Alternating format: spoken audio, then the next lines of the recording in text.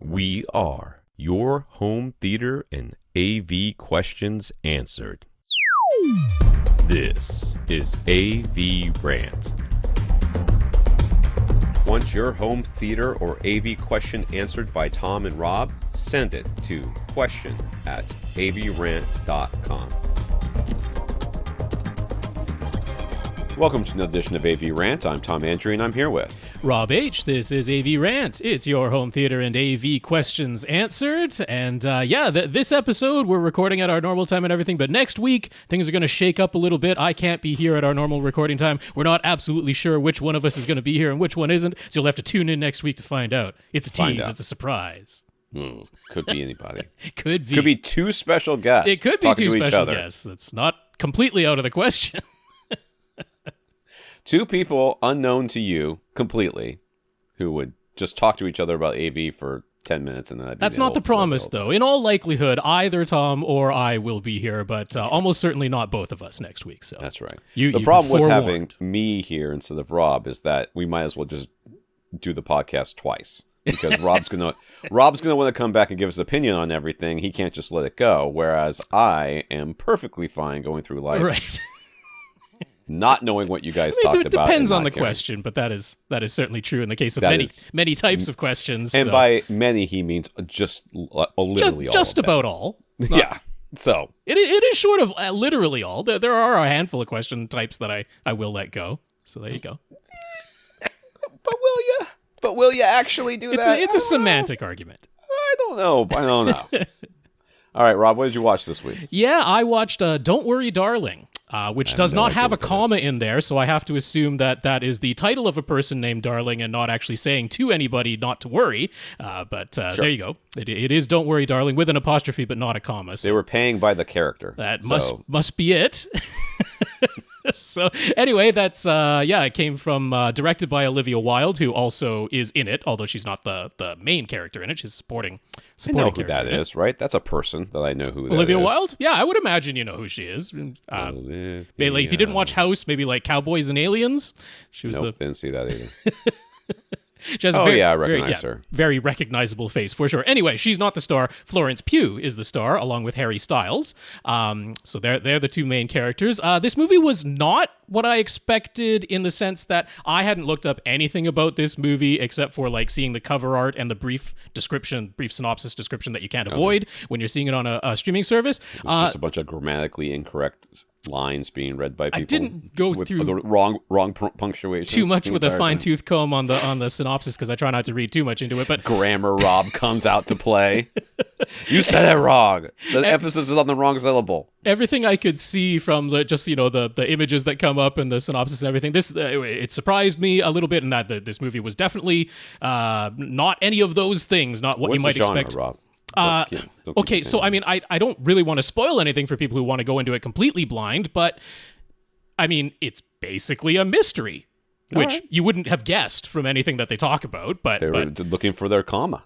They lost it. They don't know where this could be anywhere. It's a small thing. More or less, is a bit around on the ground. A bit of a mystery movie. Now, the thing is, you go in there, it's got like a 1950s setting. It's like a planned community out in the desert away from all the other cities, but they're just building this community out in the desert with like their own, like, we're going to live this way in our society, which is a very like traditional Leave It to Beaver 1950s type of society that they're setting up there. But all the housewives stay at home, all the men go off to work, and when all the men go off to work, they all drive off into the desert, never to be seen until that evening again, and we have no idea what they're doing, which is basically the mystery. And, like, the housewives aren't supposed to ask what they're doing, and so it's got all like a Stepford Wives kind of feel. So there's all a little bit of that going into it. And now, the thing is, as you're watching it along, if you've watched any other movies, then if you've been a purveyor of, let's just call it cinema, at any point whatsoever, like if this it's not that much of a mystery. If this is the first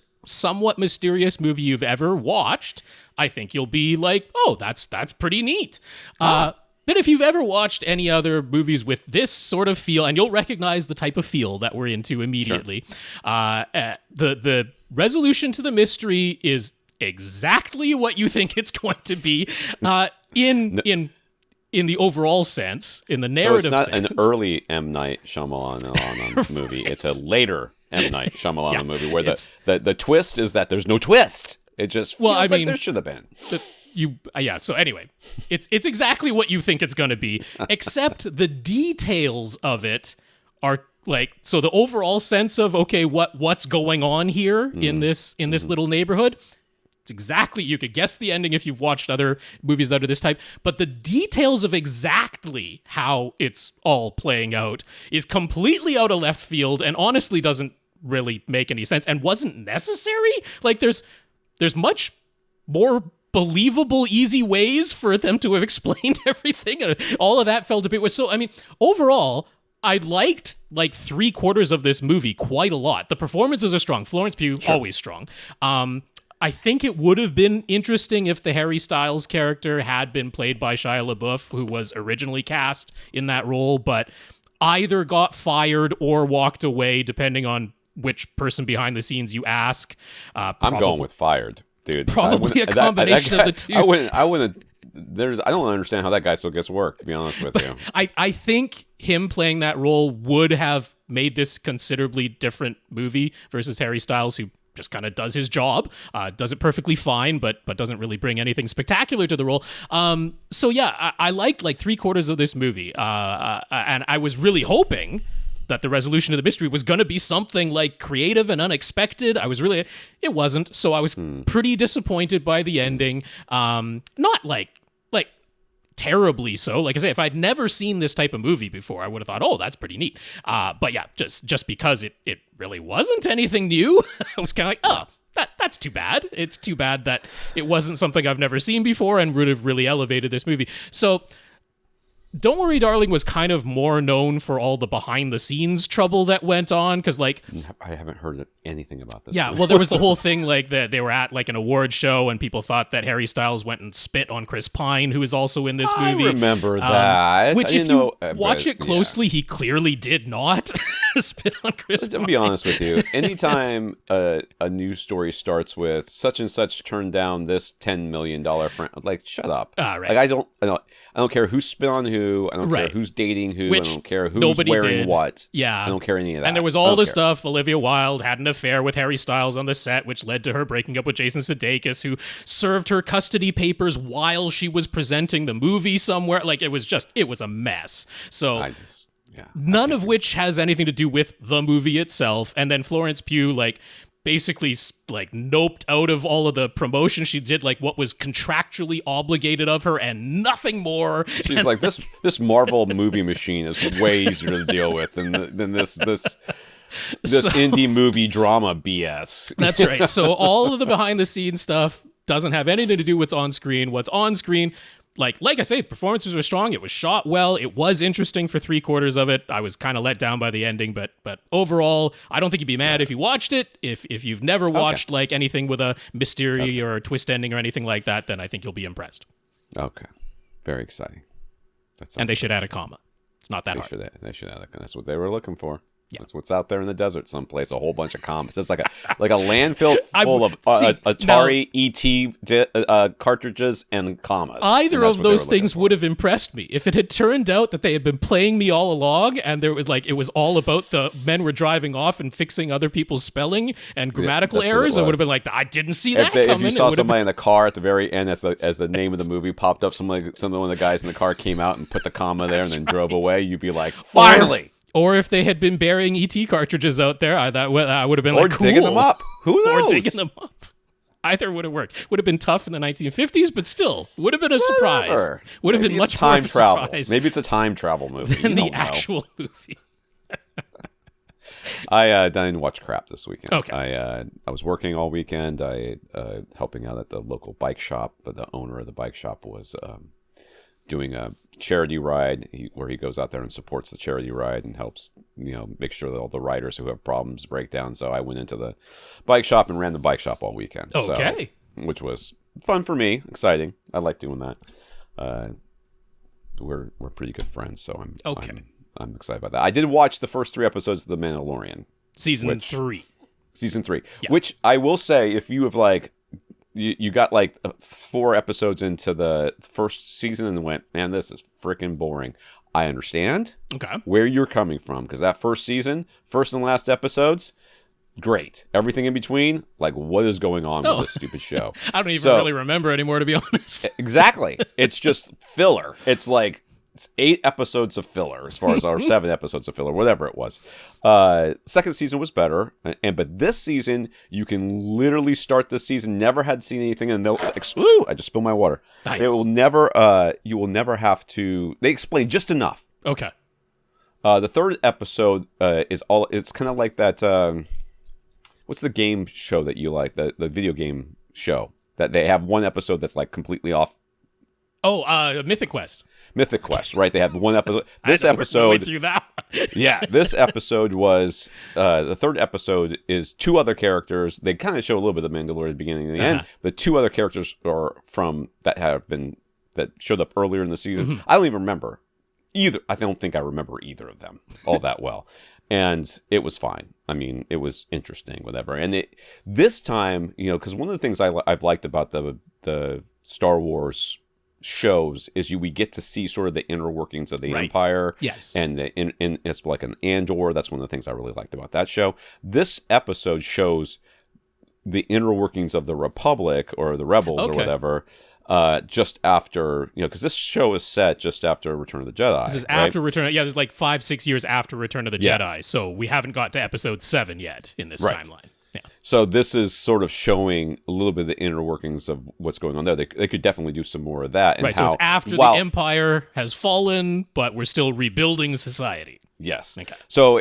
we see a little bit of how Empire, people who work for the Empire they were trying to integrate them back into the Republic society. Yeah. Because you're either going to have to imprison or kill them all for them to not be part of the Empire anymore, or rehabilitate. Those are the options. So we get to see a little bit of what's going on there. Okay. And I hope to see more, because I found that I enjoy the memes of like what Bo-Katan is doing when she isn't just sitting on her throne, apparently doing absolutely nothing and waiting for nobody for the Mandalorian to show up. That's right. Like, there doesn't look like there's anything there but her and this droid. I'm like, what are you eating? She doesn't have a TV. She doesn't have any holograms going. She is sitting on her throne in a big empty room. That's I enjoy the various memes out there on TikTok. Said, if I had a throne room, I would probably spend an inordinate amount of time just sitting there, no matter who was in the. But you'd have an iPad or something. I would have something. You don't know what's in her little helmet. She takes it off all the time. Maybe she just outfitted it with like, video games. It's just she's VR sitting in there. It's VR. She's literally the only person still in the metaverse. That's it. Right. Just her. She rules both that planet and the metaverse from that throne room. Makes sense. That's what it is. Okie doke. She's a long lost descendant or relative of Bezos or whoever it is that does that stuff. Facebook guy. It's AVRant, the podcast that answers your home theater and AV questions. Get your questions answered. All you have to do is ask. You ask by emailing us at question@avrant.com. You come to our website, find our older episodes as well as our show notes along with our Flickr album so you can follow along with the pictures. Facebook.com/AVRant podcast, YouTube.com/AVRant, where you can see our recording sessions. My wife was nice enough, because my son was home from college just last week, so it was spring break.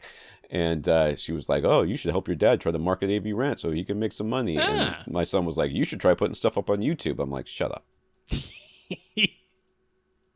You're an idiot. What do you think, you invented this? Thank you. I'm very interested in your input, but I want you to understand that if it came to you off the cuff, I've already thought of it, tried it, and it's either worked or it hasn't. So let's just assume you're going to have to dig a little bit deeper than YouTube and TikTok.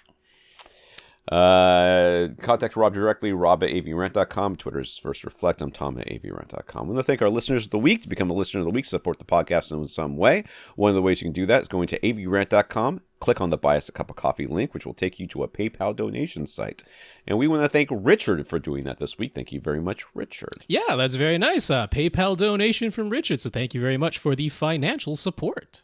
And I'm irritated that there's water all over the place in here. Yes. And you know what I'm really irritated about is that there was a towel on the ground right there where my wife spilled water earlier this week. And this morning I was like, I'm going to do some laundry. So I picked it up and took it away. And it would have been right there, Rob. At least right it's there. just water. And now, but this is an untenable situation I have going.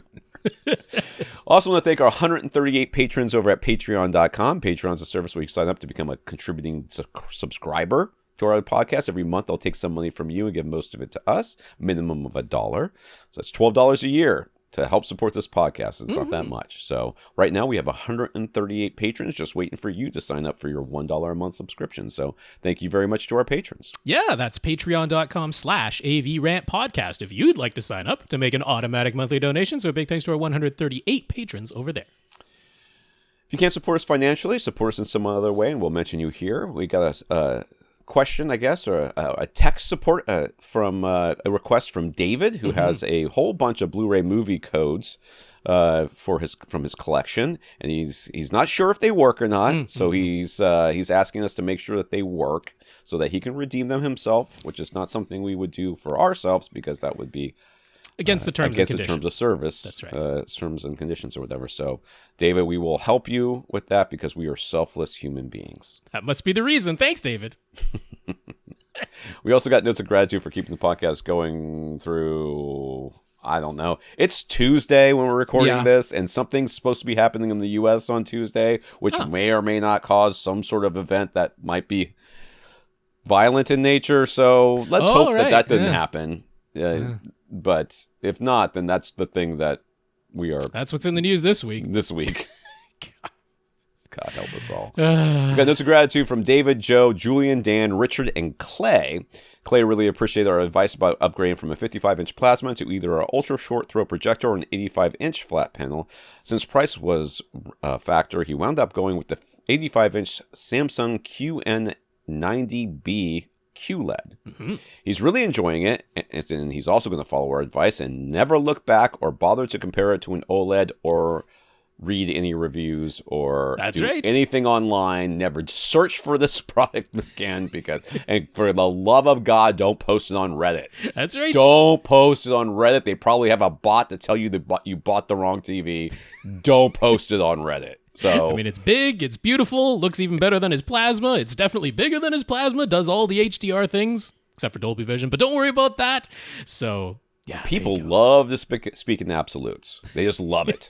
It's not the TV they bought, so whatever you bought must be horrible. But I will say to David, Joe, Julian, Dan, Richard, and Klay, thank you all very much for sending in your notes of gratitude for keeping the podcast going. We appreciate your notes of encouragement, and a big, big thank you to everybody who continues to listen and send in your questions. I did read some weird advice on Reddit a couple of times recently, and it's like if you're running a 7.1, your surround speaker should be in front of you. And I'm like, who is giving this advice?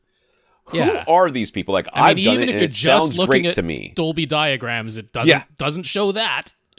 I mean, as much as I hate the Dolby diagrams, and you know I do. I mean, even if you look at Oro 3D diagrams, doesn't show that. DTS diagrams don't show that. Nobody shows that. But you see people, and they say, I did it, and it sounds great in my system. I was thinking maybe they saw front wides for the first time and thought that those must be surrounds or something. No. They're like, just slightly in front of your seat. I'm like, that's a terrible idea. I don't understand what you're talking about. No. Why are you saying these things? What I honestly think it might be is their experience might be that their options are either directly to their sides where the tweeters are firing into their ears or slightly in front where they're a little bit off axis and it sounds better because they're off axis. That's the only thing that makes sense to me. But knowing these people, they're still pointing the speakers at their face anyway. I would suspect they always considered in a 5.1 setup that the surround speakers were back speakers and had them on their back wall to begin with. And now they added surround backs to like, move those ones forward and it actually sounds better. But they went too far. Yeah, just stop it. I just don't understand. I don't understand. In the news, Infinite Gary has let us know that, in fact, I think every one of us saw this, but maybe Gary was the first one to send it in. He was the first one to send it in. He alerted me.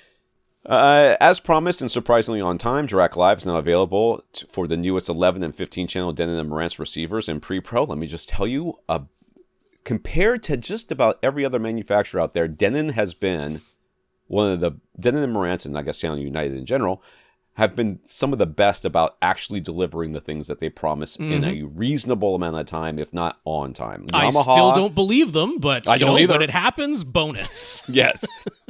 Yamaha completely failed everybody with their update to enable 2.1, which never happened. Of course, the long-running joke of Emotiva, and let's not even get started on AV123. So, yes, they have done this. If you own a Denon X3800H, 4800H, or A1H, or a Marantz Cinema 50, 40, or AV10, you can head over to Dirac.com to get your license.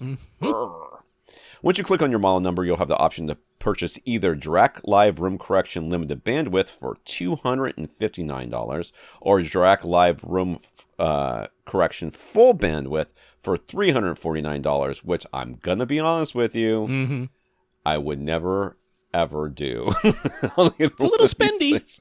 It's a little spendy for a thing that actually requires you to do more work and spend more money, and that's why you'll like it more. That's why you'll like it. That's going to sound better because of it's inevitable. Cognitive dissonance. The limited bandwidth version can only apply room correction from 20 hertz up to 500 hertz, while the full bandwidth can be applied to the entire 20 hertz to 20 kilohertz frequency range. If you purchase the limited bandwidth version first, you can upgrade to full bandwidth later for $99. So buying full bandwidth right away saves you $10. I guess that's actually $9. I did the math wrong there. Saves you $9. We're rounding. There's a rounding error. I was rounding because I was thinking really 260 versus 350 and then 100 instead of just 99. But yeah, there you go. Whatever. Dirac's software runs on a computer, either Windows or Mac, and they warn that you will need to supply your own USB measurement microphone that plugs into your computer. Unlike Dirac and for Onkyo, Integra, and Pioneer, you cannot use the microphone that was included with your Denon Marantz receiver when running Dirac because screw you, that's why. They're not doing it off the smartphone app because that's an option. On the Onkyo, Integra, and Pioneer models that have Dirac built in, you can use a Dirac smartphone app instead of the version on your computer. If you're using the version on your computer, as far as I know, that one you still need to plug in a mic into the computer because that's where everything's happening. But if you're doing the smartphone app version, you can use the microphone that came with the Onkyo, Integra, or Pioneer that plugs into the front of the AV receiver and do things that way. But the versions of Dirac for Denon and Marantz are not running on a smartphone app. They're not using the Audyssey microphone that plugs into the front of the AV receiver. So you're plugging a USB microphone, such as a mini DSP U-Mic 1, directly into your computer and running all the software there. I will say that if you have not read it on AV Gadgets yet, Andrew's report about switching from Audyssey to Dirac is worth reading before you make this purchase, so you have an idea of what you're getting yourself into. Andrew was a Denon Marantz guy for a long time, and then his receiver crapped the bed or whatever, pooped the chute, I don't know. Anyways, he switched, so he got an Onkyo, which had Dirac built in, and then he has firsthand experience with both, and his opinion, at the very least, will give you some information that all the pundits out there will not give you, which is they just want everybody to believe that the newest thing is the better thing, no matter what. And a lot of times, I swear to you, they do not have it. They don't have it. They have no firsthand experience. They just look at the numbers and say, oh, this must be better because of this, and this person said it's better, so it must be better. I'm telling you. Very often just regurgitating marketing and writing it as though it were an article. But yeah, one thing I do like on the Denon and Marantz's, if the money is no object to you and that really isn't going to, sway you one way or the other, you can do the thing where you can have two separate speaker configurations, preset 1 and preset 2, as far as the total speaker configuration. And they do allow you to, say, run Audyssey and save that as speaker preset 1, and then run Dirac and save that as speaker preset 2. And that allows you to do a very fast change, very close to a, not quite instantaneous, because there's a couple of button presses to get through the menu, but pretty close to instantaneous A/B comparison if you want to do that. So I do like that is an option. Because you don't have that on the Onkyo, Integra, and Pioneers. They do still have Acu-EQ or MCACC available, but you have to choose whether you're using that or Dirac. You don't get to save them separately and then compare them A/B. Of course, neither of those is Audyssey either, but I just like that the Denon Marantz says that is a possibility. If you really want to do a head-to-head, you could do so. I'm going to be honest with you. I honestly believe this might be the only time you'll be able to do this kind of comparison. That I believe the next generation of Denon Denon Marantz Marantz is going to make a decision. They're going to look at this and how many people actually did it and whether or not it was worth it. Right. And I mean, I don't know. Maybe Dirac is paying some sort of licensing fee in order to make this happen, and that's why it costs so much. I don't know. Maybe they'll keep it in because of it. But I would not be surprised if the next generation of of Denon Marantz's are just like, yeah, we're on Audyssey. We're still on Audyssey. Maybe not the very next, because there's often sort of like a 3-year running cycle where they're on a particular platform and that stays fairly consistent. But yeah, at some point in the future, I do have my doubts that they'll be supporting both Audyssey and Dirac forever and ever. Forever and ever, yeah. I really feel like Audyssey needs to come out with a new version pretty soon. They did Multi-QX. That's been their answer. Yeah, that's a terrible answer. When YouTube TV was launched in 2017, it cost $35 a month. They've increased prices several times since then, but the last big cost jump was back in 2020, and it's held at $65 a month since then. But starting now for new users and April 18th for existing subscribers, the price is going up to $73 a month, which, if you're not remembering, cable, I swear, you used to be able to get cable for $50 for the basic channel. But that's right. That said, if you wanted 4K resolution unlimited devices instead of being capped at 3 devices in use at a time, that used to be a $20 per month 4K plus add-on. They're now dropping that to just $10 a month. So if you're a YouTube TV 4K plus subscriber, your monthly bill actually went down $2. Mm-hmm. But for everyone else, it's an $8 per month increase, and that's after they just dropped MLB Network last month after failing to reach a new agreement. So whatevs. Turns out, if you want to offer your customers all the TV channels, you end up back at the same price it always was. We've reconverged on everything. I love the people who are like, I've got too many disparate streaming services. Can't someone just, curate them all together? I'm like, yeah, we're back. Turns out, I always said, nobody actually wanted a la carte. All anybody ever wanted was a lower price. That's all anybody actually ever wanted. Yeah. They assumed that somehow a la carte channels would be the method to get there. It turns out if you get a la carte, that was not going to be the case. If you get a la carte and it cost more, then you didn't mind having 270 channels that you never watched, because what you really cared about was how much it cost, and now it costs just as much. All people really wanted was a discount. They're like, take this channel away from me because I don't ever watch it, and give me money back. People were like, I'm paying, let's say, a nice round number of $100 a month for 300 channels, but I only watch 10 of them, so why doesn't that only cost me $3.33? Yes. Perfectly reasonable math. Education in this country is absolutely failing. Just failing people. All right, I'm just watching this water run across my little desk here, and it's stressing me out. So we got to get to some point where I can get up and get a towel.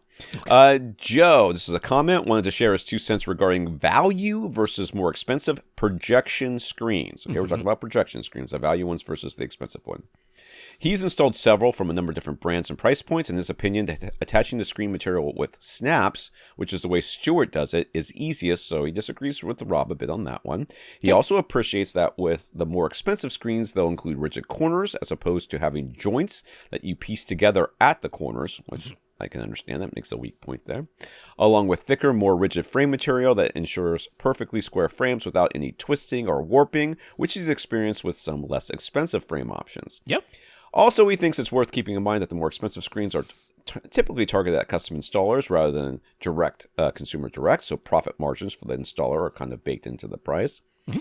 He also recalled a story from some of the founders of Sonance, in which they talked about taking Boston Acoustic speakers, which are regular box speakers, and cutting their cabinets in half depth-wise so they can fit within a wall cavity. So it wasn't car audio speakers in this case, referring to whatever he was referring to. I was saying how the earliest in-wall speakers that got installed in homes, they were just taking bare drivers that were normally like car audio drivers and putting them in walls. He's like, well, Sonance, who sometimes claimed that they invented the home in-wall speaker category, he was recalling what some of their founders were telling the story of how they used to take some Boston Acoustic speakers, regular speakers, cut their cabinets in half depth-wise and put those inside of the walls, and then we should do something that's a little more purpose-built than this. So that was a fun little story, fun little anecdote. And yeah, as far as the screen goes, I mean, I like the O-ring thing. It does take longer. The O-ring attachment that Seymour uses probably takes a little bit longer. I've just found with the snap attachments that getting those last couple of snaps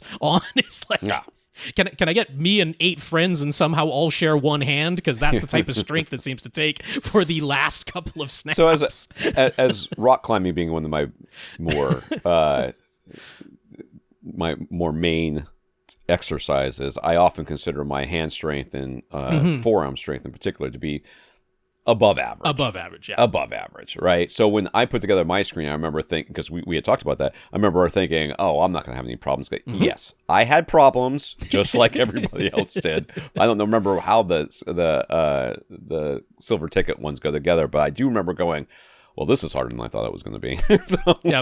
Those use the rod and spring, which not really my favorite, because the rod tensioning thing, like in that case, it's almost the opposite, where it's like the first few, it's like that is a really wobbly connection on those first few springs that you're attaching to the tension rods that are on either end. And like I mentioned, I hate the spudger system where you are just like cramming the screen material into a grippy thing around the edges. I hate that design. So personally, I've found the O-ring design the easiest because you can just basically hang a bunch of the O-rings on one side and then you're just pulling them individually on the other side. And for me, that was the easiest, but whatever, he found the snaps easier. That's perfectly reasonable. And yeah, I do agree about the frames, which we did go over, that having the more rigid and perfectly square and no warping, no twisting, no slight bowing in the middle, which can happen on some of the less expensive ones.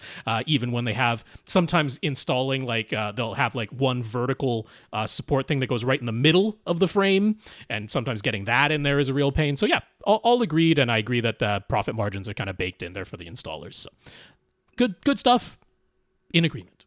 I will tell you that so selling consumer direct versus selling to installers or to even like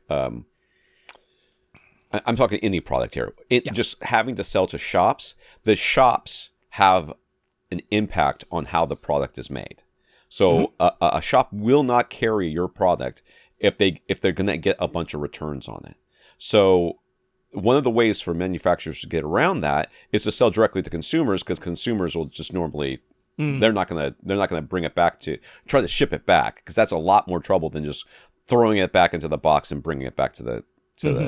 In the bike world, there's a company called Canyon, and they sell consumer direct. And I can tell you from the bike shop that I'm familiar with, they hate that bike. They can't stand it because every part is like custom and weird, and things go together strangely, and they can do all that because they're not beholding to bike shop. Like bike shops are like, I am not working on your bike because your bike is like weird to work on. It doesn't, all the it's hard to get parts for it. It's hard for all these other things, but they can, they pass the savings on to consumers, but they really don't, because the bike shops would have been like, you need to make a little bit more, standardized like everybody else, and if you were selling these screens that we're talking about through shops, the shops would have been like, okay, this is just too hard to put together for us and for other people, and we're getting a lot of complaints about it. So you need to make it easier, or we're not going to sell your stuff anymore. So there is something to be said about not just the price baked in,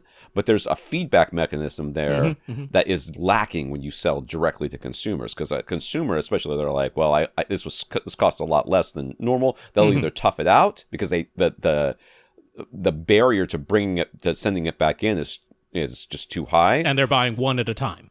Yes, and they're buying one at a time, or they'll just throw it away and buy something else. Right. And that happens more often than you think. All right, let's get to the questions here. Martin, he's in Ireland. He says, Matt Poes has his own YouTube channel, Poes Acoustics. I have no idea who this is, but I'm sure he's a very important person with a very, very interesting. He is quite well known. He writes quite frequently for Audioholics and runs his own installations and everything like that. Great. Anyways, about a month ago, he posted a relatively succinct summary covering the latest developments in active bass acoustic treatment, spurred on by the announcements of Dirac Active Room Treatment and Trinov Active Acoustics Bass Array, whatever. Matt begins by talking about the general need to control room reflections in some form or fashion. He quickly covers the impracticality of using nothing but passive room treatments to do so, since they have to be so thick and take up so much space. Then he touches on Harman's approach and sort of includes things like multi-sub optimizer and Dirac live bass management without really going into detail, just mentioning how 3 or 4 subwoofers can be used to average out the peaks and dips across a broader seating area. Then he talks about early versions of double bass array, pointing out how it works perfectly well if you're able to have an ideal room with ideal subwoofer driver placement in the front and back walls to create a perfect planar wave, but how, in practice, it's usually impractical because it requires so many subwoofer drivers, and you basically have to build a room from the ground up specifically to use it. Mm-hmm. So then he spends a bit of time on Dirac's active room treatment and how, if the processing is up to the task, it should allow for active sound wave cancellation up to a higher frequency than any of the previous methods, since all of your speakers in your room, as well as the subwoofers, are all being utilized. And then he speculates a little bit about Trinov's new active acoustics bass array, since they are still waiting on their patents to clear and haven't actually described exactly what their processing is doing. To make it different from the traditional bass array, they promise it is significantly different, and they're relying upon the processing power of their Trinov Pre-Pros so that you don't have to literally build an entire room around the double bass array. You're still going to need a whole bunch of subwoofer drivers and amplification, though. So Martin just wanted to check with us what we think about Matt's explanation. I mean, this is the first I'm reading of it. So, yes, that's why I included all that detail, so at least you'd have some idea what's in the video. So, I just the problem with active room treatments, if you want to call them that, sure, or active sound nullification or absorption or whatever, is that I just don't see how it's going to be really beneficial for a very, very wide area. I feel like you'll be able to do, you're always going to end up with any sort of processing like this. And I hope I'm perfectly willing to admit I'm wrong and that it works great if I ever get to experience it. But it feels like the things like proper subwoofer placement and passive room treatments do such a good job that you can then use EQ and fur filters and all that stuff at the bottom end to kind of smooth out the rest of it. And we see in rooms over multiple seats really good results. With just that. So the problem but not is perfect results. So somebody's always got to keep chasing. Is and then this is always going to be the case to a certain extent. Is what we're really trying to do is create a solution for people who absolutely refuse to do anything. Not only, but you see, because this is what I think these solutions are really intended to the problem they're intended to address is this. We're not talking about people who have really good rooms with good, lots of the passive treatment, and then they're going to use this to kind of get that ruler flat line exactly. First of all, people don't really want a ruler flat line, but let's pretend they do. Right. Ruler flat line and be able to really control everything exactly perfectly. No, this is going to be for people who are in weirdly shaped rooms with no room treatments, with hard reflective surfaces everywhere, and then they're going to put this in there and they're going to go, well, it doesn't really make that much difference anyway. And then we're going to be right back. So, because I mean, that's inevitably what happens. Inevitably what happens is the minute somebody comes out with something, they call it, room correction. I don't need panels. What do I need panels for? I got room correction. I don't need to get speakers that are timbre matched because I've got room correction. I don't need to, you know what I mean? This is what happens with what we have now. It's just, unless you're actually addressing that problem, which is a completely bare glass box can sound good because of your active room correction. Sure. I don't think that we're going to be it's just going to be better than what we've got, but it's still not going to be capable of doing what people want it to do. Yeah, so I mean, as far as the particular video that we were linked to, I mean, it's not terribly long. It's under 15 minutes. So, I mean, Matt Poes himself on his own channel, but then predominantly on other channels as well, because he's covered pretty much all of the various type of room correction things. He's covered Dirac really in depth. He's gone really in depth on Audyssey and that as well. So if you want a lot more explanation, because I mean, he really went through the Harman approach and the multi-sub optimizer and Dirac Live bass management, like gave them a mention in this particular video, but really didn't go into in depth at all. But he has other videos out there where he goes extremely in depth, multiple hours in depth on each of those things. So in terms of just his summary, his explanation, I have no qualms with it whatsoever. Matt really, really knows his stuff, knows it better than I do, is more technical into it, and has more experience with all of it than I do. But I mean, I've listened to a good amount of his stuff, and he is spot on with all of it. So if you want to just be like, is any of this something where I shouldn't be believing what Matt is saying in this particular video? Nope, go ahead, listen to it all. But of course, in this 15-minute video, it's not like in depth about each and every type of way of going after actively treating the bass in your room. That's not what it's meant to be. It's meant to be just an overview, and then perhaps lead on to investigating these things further. So fantastic video on that front. Just my general feelings on this, and I think Matt is kind of indicating he's leaning this same way too. He doesn't come out and explicitly say so, but it's like the Trinov approach that they're talking about. I mean, it isn't what Tom just mentioned, which is I can take any room that I want, take whatever speakers I want, kind of position them not ideally, and still end up with great bass, because they're still talking about a bass array. They're still talking about multiple subwoofer drivers in the front wall of your room, mirrored by identical multiple subwoofer drivers in the rear wall of your room. That is absolutely not a case where you can go into just any existing room and set that up easily or inexpensively. So theirs is a very different approach, where you really still are more or less dedicating the room to this. I mean, I suppose you could take an existing room and modify it to do this, but you're really putting a lot of money and effort into treating your bass that way. So, the indications that I'm inferring from what Matt has said is that the highest hopes we have is for that Dirac Art active room treatment system, because that is sort of the newest entire method of more or less taking what is already in your room, perhaps not ideally physically placed according to if you were trying to do it, under the Harman method or under the even Dirac Live's own bass management method, and just utilizing all the equipment that you already own to give you better bass response in a way that passive treatments either can't or would just be completely impractical to do, or that these other methods would require you to put more effort into the placement and tuning than hopefully Dirac active room treatment does. Now, the thing is, we don't actually have active room treatment available to us to test, and Matt himself has couched all of his comments in, if this works the way it looks on paper, if it's as successful as we're hoping it can be.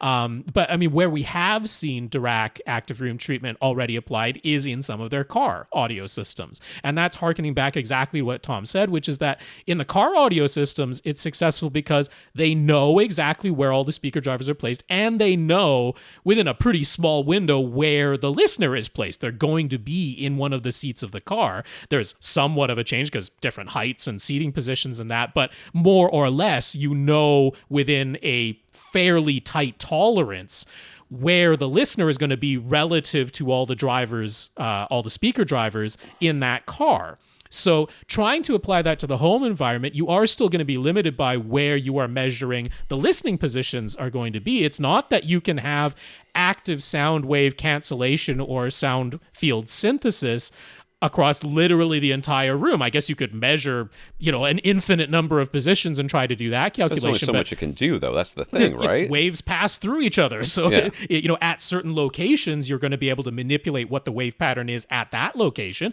And I mean, if we're talking about a 3-seater couch, that's not going to be drastically different than calculating it for the positions in a car. We have a fairly limited number of listening positions, or at least an area, a certain tolerance. And within that given area, we're going to try and manipulate, what the wave pattern is. So I have a little bit more hopes for active room treatment than I do for, the Trinov's bass array. I don't really have much doubt that they're going to be able to make it work. It's just that by their own admission, this is multiple subwoofer drivers all in the front wall and the back wall, and not a whole lot of choice outside of that. So I don't think it's they're not promising it to be some kind of flexible, you don't have to put any thought into this system. But in all of them, I come back to my whole caveat that I don't know how much people are going to appreciate and like almost anechoic sounding bass. I have serious doubts that people are actually going to like that. If these are as successful as they're promising to be, I don't know if people are going to like the results. Because go ahead, take your big beefy subwoofer outside and go listen to some bass sweeps outside and tell me that that's actually the way you want it to sound inside your room. And I don't know if I have serious doubts about that. But there you go. The video itself, very good. The real problem is that users, and it's just I'm not blaming anybody. This is not a blaming thing, but they are woefully ignorant about what their technology is doing. And this is true in many, many areas. Like in me, right? Like I know my car works, but I don't really know how things are happening. Mm-hmm. You know, like the idea, like if you've ever seen the inside of a transmission, I understand what's going on, that the concept of what's happening in there. But if you ask me to design a simple transmission, there was zero chance I could make that happen. Like in 100 years of me just sitting there with a bunch of gears in my hands, and it is some very impressive engineering. Honestly, insane. So to expect, like, how many posts on Reddit do I see that the answer is you just don't know what the hell you're doing? Why did I added a bigger subwoofer and now I have less bass? That I've written oodles of articles about it, and it's all you have less distortion and a better and more bass, and you're sitting in a null, and your room correction wasn't run properly, your microphone wasn't set up properly. Like you probably are running pure direct anyways. There's just so many things that are really the problem. The problem is that people don't understand how technology works. They think it should all be press a button. This is not going to be any better.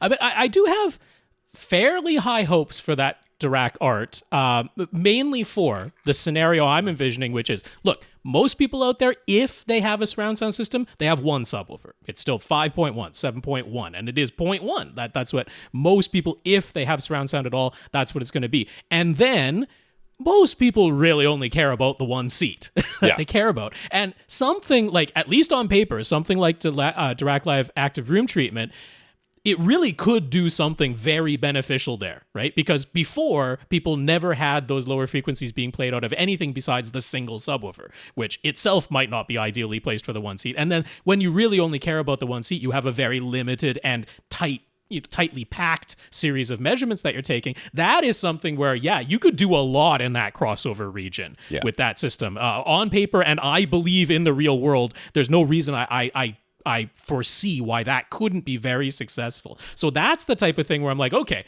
untreated room, 5.1 system, they've never had even dual subs, they're not going to move their subwoofer, and they really only care about one seat. It's not quite press one button and be done with it, but that's the type of thing where I could see real, true benefits that really make a worthwhile difference. So I have some high hopes for that. Jonathan, The Verge posted an editorial titled, "All the streaming boxes suck now."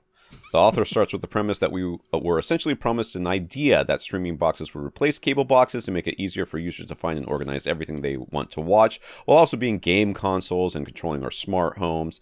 He touches on how TV makers quickly began building all of that same functionality directly into TVs, but also fill our screens with ads, rarely update their software for previous model years, and force everything to run on low-power processors.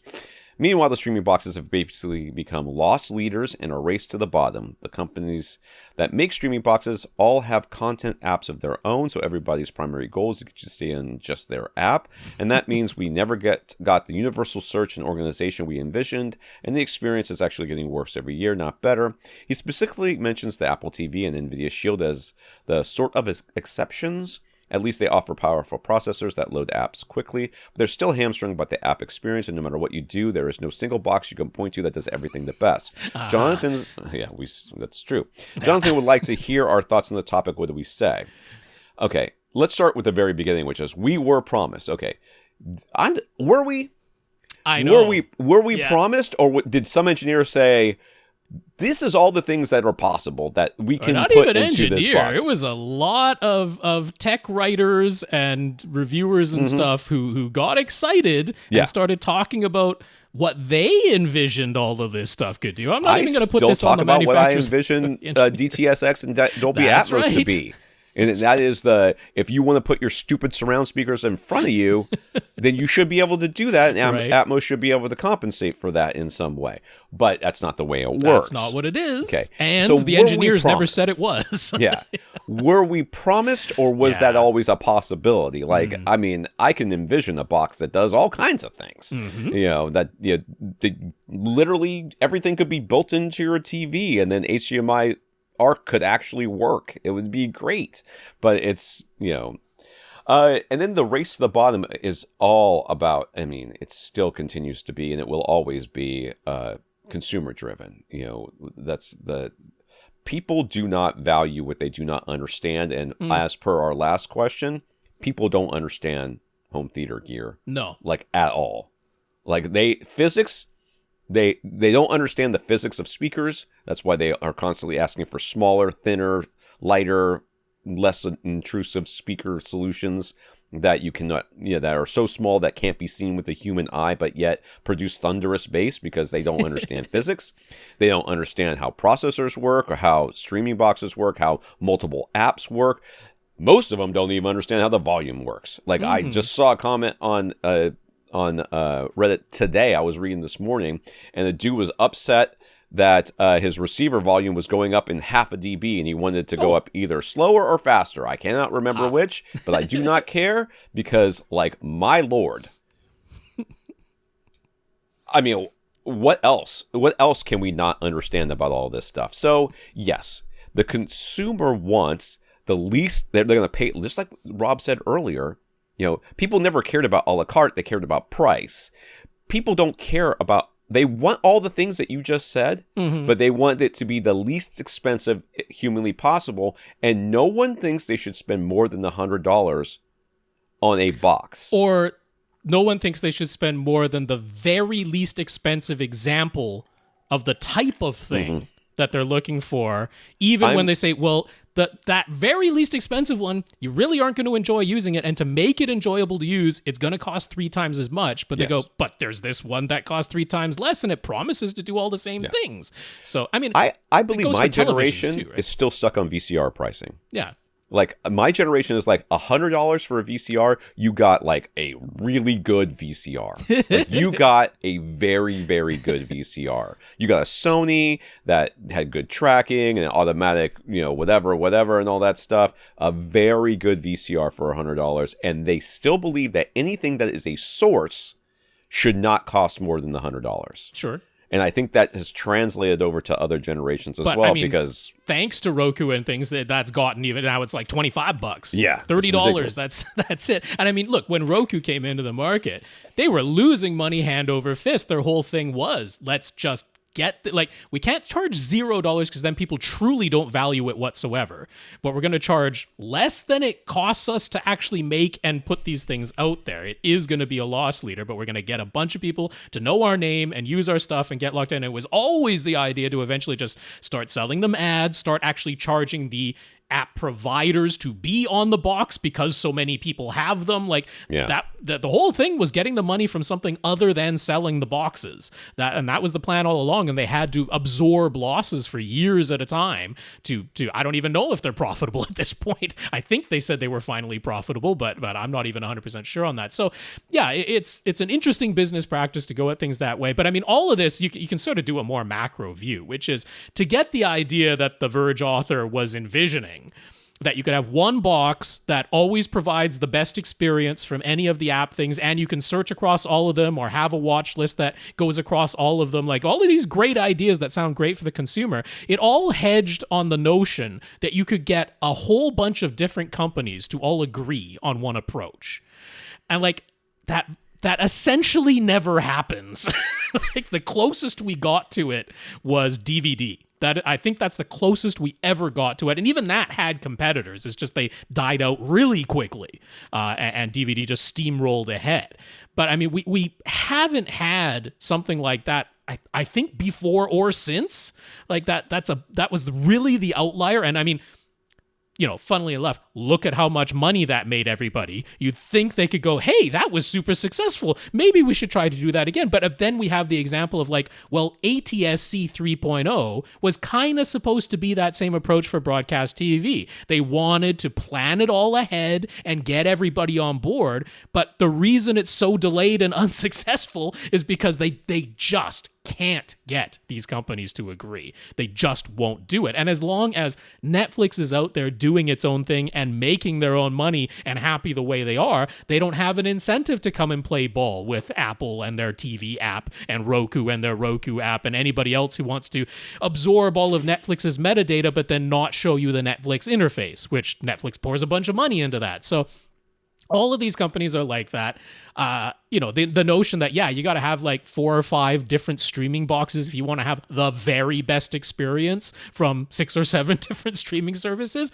It is stupid because all of them have the hardware that's capable of showing you the best audio and video quality from any of these apps. But then it falls to the apps as to whether, because, now they've got to put their app on 24 different boxes. And guess what? Some of them get priority and other ones don't. So until you can actually somehow strong arm all of these into like agreeing on anything, like even if they could agree on one common codec, but nope, we can't do that because some of them are part of parent companies that hold patents on different codecs. So guess what they're going to use?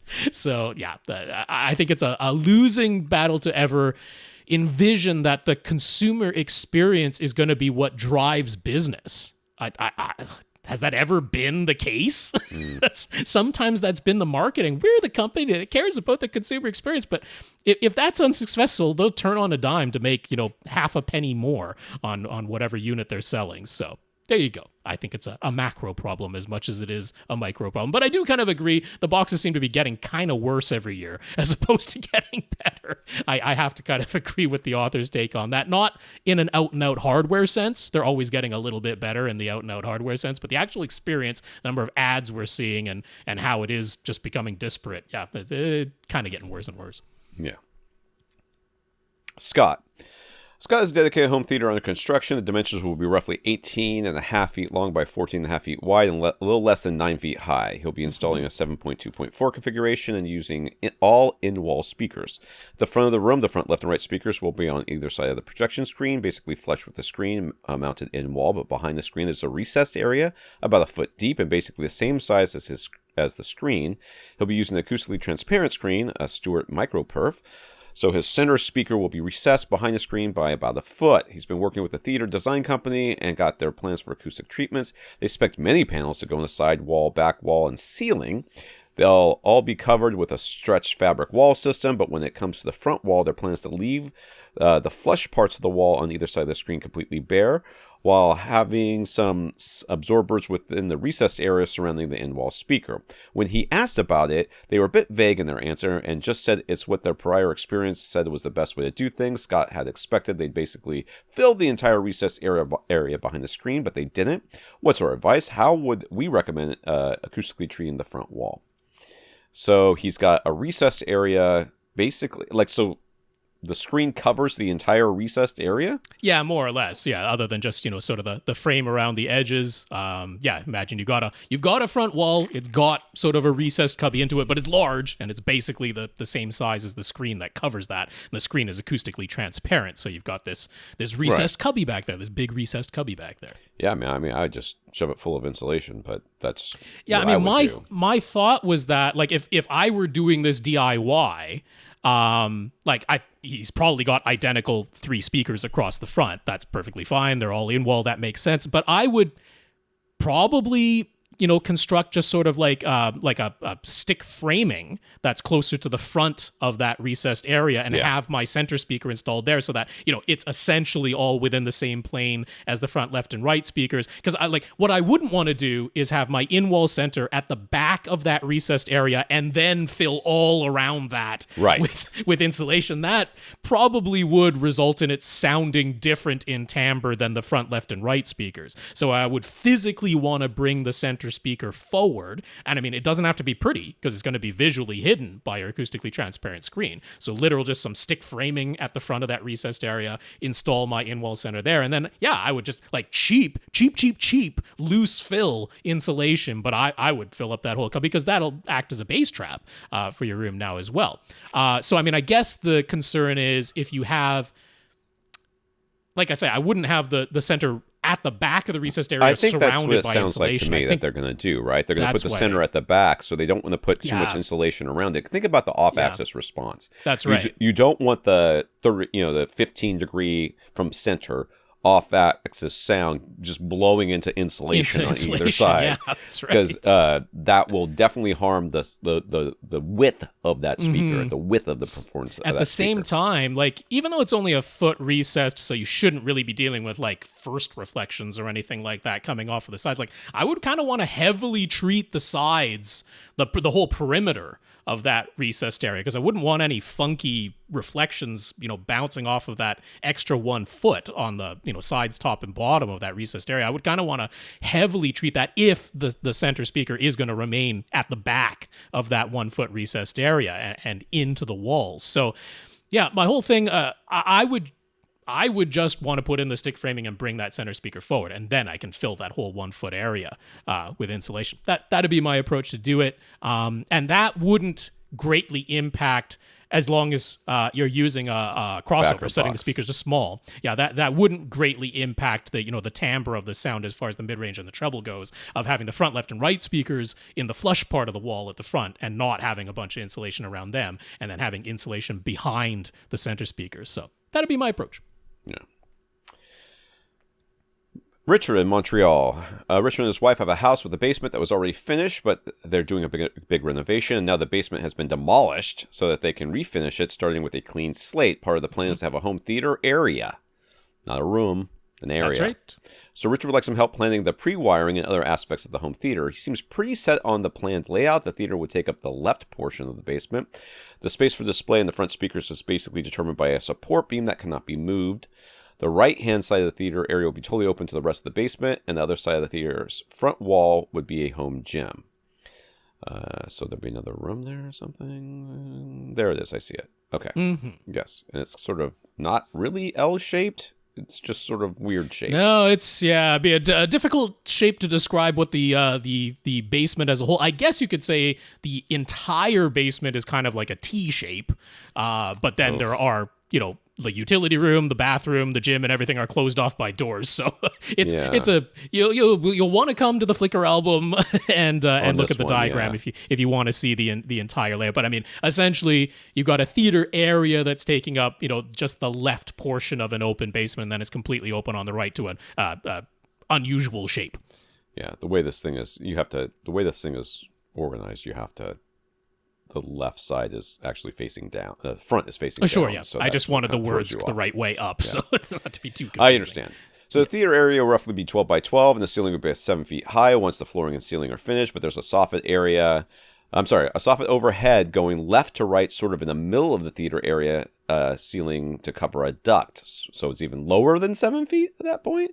I believe so, yeah. Some windows are present on the left and the back wall, and they got to be up high because it's a basement. They are, yeah. They are not egress windows. These are basement well windows, but they exist. Yeah, they're right around the sofa that he's planning on. That's so right. It's towards the back of the room there, back of the area. So he sent in some photos along with this before they did the demolition, but noted that they aren't really drastically changing the layout of the room. They're not knocking down support columns or putting up new walls. So it's fairly representative in his photos of the way it actually will be. But that wall's missing, right? There's a wall missing here.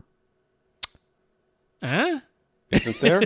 Oh, no, that's... Okay, I'm looking at it wrong. So where the shelves are in this picture is where That's the right. front of the space is. Yeah, so Got the it. shelves aren't there anymore. Yes. But where the shelves sort of cut off on the Yeah, right-hand side, that's a support thing. there is a support column there, and that is staying there. So he has the same width going on, which is 9 feet, I already know 7 what inches. I'm going to say, but let's just Yeah, get going I know. with this. Yeah, but that's what's going on. We're trying to just get the lay of the land here. Yeah.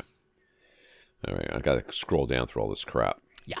All right, soundproofing. Obviously, there's no containing the sound to just the theater area within the basement itself, and that's fine. The bathroom, gym, and utility room will all have doors, which he's fine with keeping closed whenever they're using the theater, and they have a solid corridor at the top of the stairs to separate the basement from the rest of the house upstairs.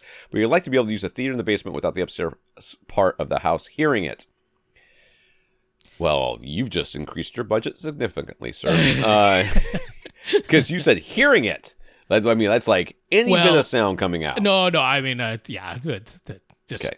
not obvious that you're playing. So he's willing to spend money on this, but he doesn't want to go crazy or spend unnecessarily. Okay, well, I don't know what your definition of crazy, but to spend unnecessarily means that you would spend to do things that wouldn't make it wouldn't better, make it any better. Yeah. right? But in order to get it to where you want it to be, I think you're going to consider a lot of these expenditures unnecessary because it's too high. But yeah, solid corridor is like step one on the yellow brick road of this thing. You're so far away from the end. You've still got a lot of people to pick up along the way and monkeys to fight. He's discussed it with his contractor, and the primary plan is to fill all of the basement ceiling joist bays with blown-in cellulose insulation, then attach resilient channels to the ceiling joists, and finish the ceiling with a single layer of 5/8 inch drywall attached to the resilient channels. He's aware of the popularity of double drywall with green glue, but would it truly be worth it in this situation? Okay. But then he's also seen some of the testimonies for Sonopan. He'd love to hear any thoughts we have about this. Okay, soundproofingcompany.com is your friend. They will walk you through it. But you're just treating one egress of sound. And that is through the ceiling. Just the ceiling, which will do something. It will do be something. Quieter with the ceiling plan that you've talked about. That will be quieter than just attaching 1/2 inch drywall directly to the ceiling joists. But that's like treating the bottom of a submarine and expecting that to keep all the water out because it's on the bottom. Okay, you still have ingresses for the submarine or egresses for your room of sound, and that you have not even touched on that. The sound does not just travel directly through the ceiling. It travels through the structure of your house. It travels through your walls. It travels through your outlets. It travels through like everything. Recessed lighting, anything that puts a hole in your wall. Yeah, I mean, I wish this weren't the case. I wish there were a simpler answer than this. But yeah, when it comes to I want to be able to blast my theater at full reference volume while my wife is asleep upstairs in the bedroom and not have her hear it. It's like, it's so much tougher than I wish it were. I wish it were so much simpler, and I wish it were as simple as, I've got this room beside this room. They share a wall. I don't want the room on the other side of this wall to hear what's going on over here, so all I have to do is beef up that one wall. That would be great. Or all I have to do is beef up the ceiling between floors, and that's going to stop the sound. It will reduce the sound, right? Like the sound that did just go through the traditional 1/2 inch drywall ceiling directly through, that is reduced. So if we're talking about the vibrations of the ceiling that would have been transferred into the structure of your home will be reduced significantly by this. And sound that literally just penetrated through material. Yes. That will be reduced. So if we are just talking about, if I did the ceiling plan exactly as you described, will it be quieter than the basement used to be? The answer is yes. It will be quieter upstairs. But here's the real question. Do you have a reference? Yeah. Like, did you hook a system up down here, blast it at full volume and say, oh my God, this is untenable. This is an untenable situation. And then you do all this stuff and go, well, this is much better. Or are you going to do all of this, set up a system down there, blast it, and then go upstairs and go, I can still hear it a little bit. And this is untenable. There's going to be bass that's thumping through. Because here's the thing. the bass travels through the physical structure of your house more than any of the other frequency range. Like if you're talking about, can I play some treble and treble only down in the basement, do nothing but beef up the violin ceiling music, and well, even that, but do nothing but that and significantly reduce how much sound goes through the ceiling of the basement into the floor of the room above? The answer would be yes. That would significantly be reduced by having the joist bays insulated and the drywall decoupled from the ceiling joist. That's going to be a very noticeable and significant reduction in the treble, and to some extent into the upper parts of the mid-range too. But the bass is going to still physically vibrate the structure of your walls. Those walls are still physically attached to the floor above you, and that is still going to transmit. And he mentions further down, he's still going to have pot lights in the ceiling. I don't know if they're addressing, every electrical outlet, every pipe, every duct, because there's heating ducts that are going into the registers down here. Like if you want the bass to not escape the basement and not be audible throughout the rest of your house, you kind of have to build a room within a room. Yeah. Like bass that is literally the only answer. And then you're gonna well, how much does that cost? You had to ask. Yeah. So it's too much. And it would be altering the layout of this entirely. That you couldn't have the entire basement open and you do this. could, but you'd have to make a room within that room. The same shape. The exact same shape. But every door would be a double door with and you're already at 7 feet, right? So forget that. You're like 6 feet now. I'm also a little bit concerned that even what he's talked about with the ceiling, I'm like, I hope that was literally the entire basement. Like you really are going to fill all the joist bays and drop all of the ceiling onto resilient channels and not just the ceiling above the theater area. Yeah. Because if you were thinking I'm only going to do the ceiling above the theater area, that you might as well not do at all. That would be such a little difference. I would think. Which negligible. Like if you could A/B it, you might hear it. Yeah. But it would be like, oh yeah, it's a little bit quieter. That would be your response. Even if you're going to stop at what has been proposed, that I just want to make sure. He didn't say anything one way or the other, but I just want to make sure that you were really talking about the entire basement ceiling is going to be constructed like that, which, like we're saying, will make an audible difference. But it has to be like wall to wall. Entire basement. It would not be silent, and the bass is still going to escape. Yeah. So I'm concerned about that because we just have to set realistic expectations here, right? Like if you were thinking, I'm going to be blasting a movie with bass going at 115 decibels at midnight, and I'm not going to wake up my wife, I can't stress enough how important it might. Because considering what the next I just kind of glanced forward to the next question is. How much cheaper it will be to do all the things you're talking about if you just enclose this area a little bit. If you just put a wall here. Because the thing was in his email he mentioned, because he was pretty adamant that they're set on what the layout is going to be, but there's the gym, okay? There is the gym, which is an enclosed room. Yeah, it's not that big.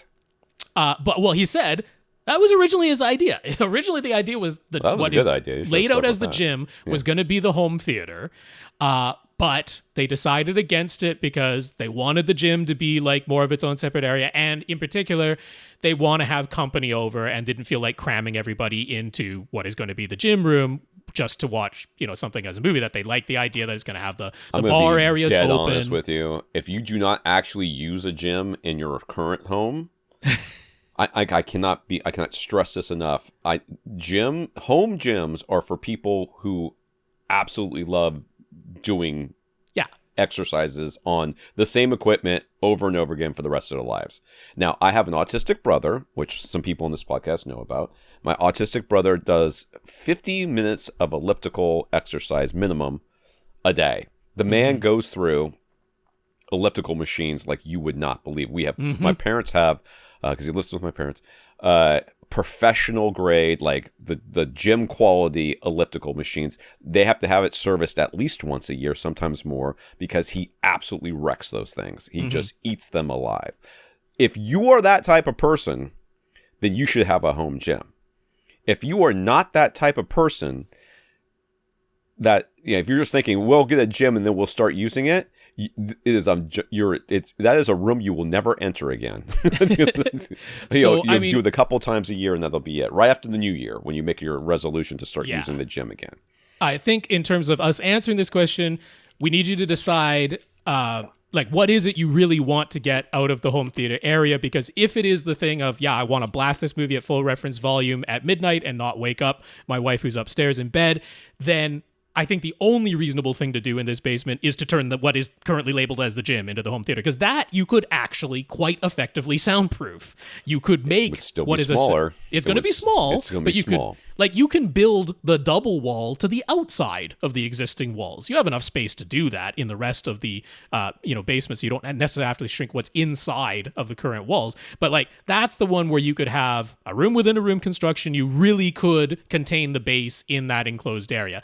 If you were just saying, look, I want to be able to play TV, I'm willing to turn the bass down at night, then what would be reasonable to do in the rest of the basement just to cut down on some of the sound? I actually think the plan that was proposed is quite reasonable, because you want to... He's not thinking of doing that entire ceiling, though, because that entire ceiling is four times the cost of just what the theater area is. I know. So, I mean, I don't know, but if that was the plan, if you're going to fill the joy space with insulation, it's all of them, not just the theater area. And then, you want to at least decouple the drywall from the ceiling joists. Normally, you're going to be putting up, shims and strapping there anyway, just for leveling purposes. So doing that with resilient channel instead makes all the sense in the world.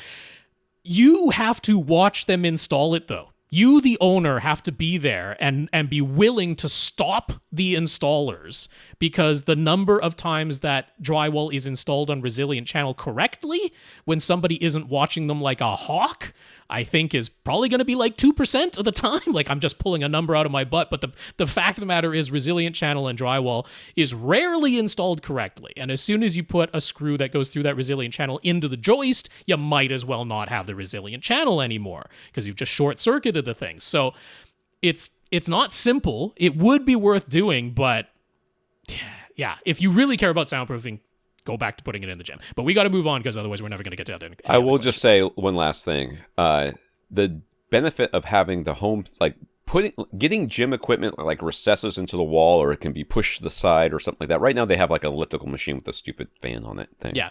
But if you get something else, like these kind of home gyms that kind of get pushed up onto the wall or whatever, and you use that in there so that you can bring it down to do your gym stuff or whatever, and there's an elliptical machine in the corner or what have you. That's I don't want my guests to be down in the gym area. Who cares? Who cares? Who cares about your guests? But you know what you won't be doing while you have guests over is try to have that bar area used at the same time as you're having the theater used, because it'll be far, far too loud, which we'll get to in the next question. Yeah. Having a door in a room where you can have the theater closed off, and maybe be sitting right next to it with very little sound coming out because of all the soundproofing that you did, if maybe no sound coming out if you really did it right, is super beneficial. Super beneficial. So now that whole area can actually be used as an entertainment area, as opposed to what you'll be doing is either you can get the theater cranking down there, or you can have people at the bar talking, because they're not going to be 10 feet away or 5 feet away or 8 feet away. You could still put a TV there, just a TV and a pair of speakers, and that's going to be entertaining while you're entertaining at the bar. And then when you actually want to intently watch a movie, you go into the enclosed room and you have a theater dedicated to that. Yes. I think that's much more beneficial than what you're planning. Subwoofer placement. First up, does he really need dual subwoofers? Once all the basement doors are closed, we'll be dealing with about 3,700 cubic feet of space. He was thinking the gap between the wet bar and the L-shaped couch at the back wall would be a good place for a sub. He's also willing to use a lower portion of the custom cabinetry that will be installed on the right-hand side of the front wall in the theater area. The tall cabinetry that will be outside of the support column on the right-hand side, but would putting a sub within the cabinetry be problematic for the sound? First of all, the second question, yes, it's problematic. Don't do that. Don't do that. Well, I mean, if you have the driver forward and it's a front forward port, or it's a sealed sub, you can absolutely do it. Don't do it though. So I mean, first of all, I'm not totally against that. We part. can't predict in this oddly shaped room. That is the biggest problem. Yeah. What you're going to need. First of all, if you go and move everything into the gym like we propose, a couple of SB1000s will crush it. First of all, so then two itty bitty subs shoved in opposite corners or midpoints. That becomes much easier for a theater experience. Right, will absolutely destroy that room, and it'll be great. It'll sound great.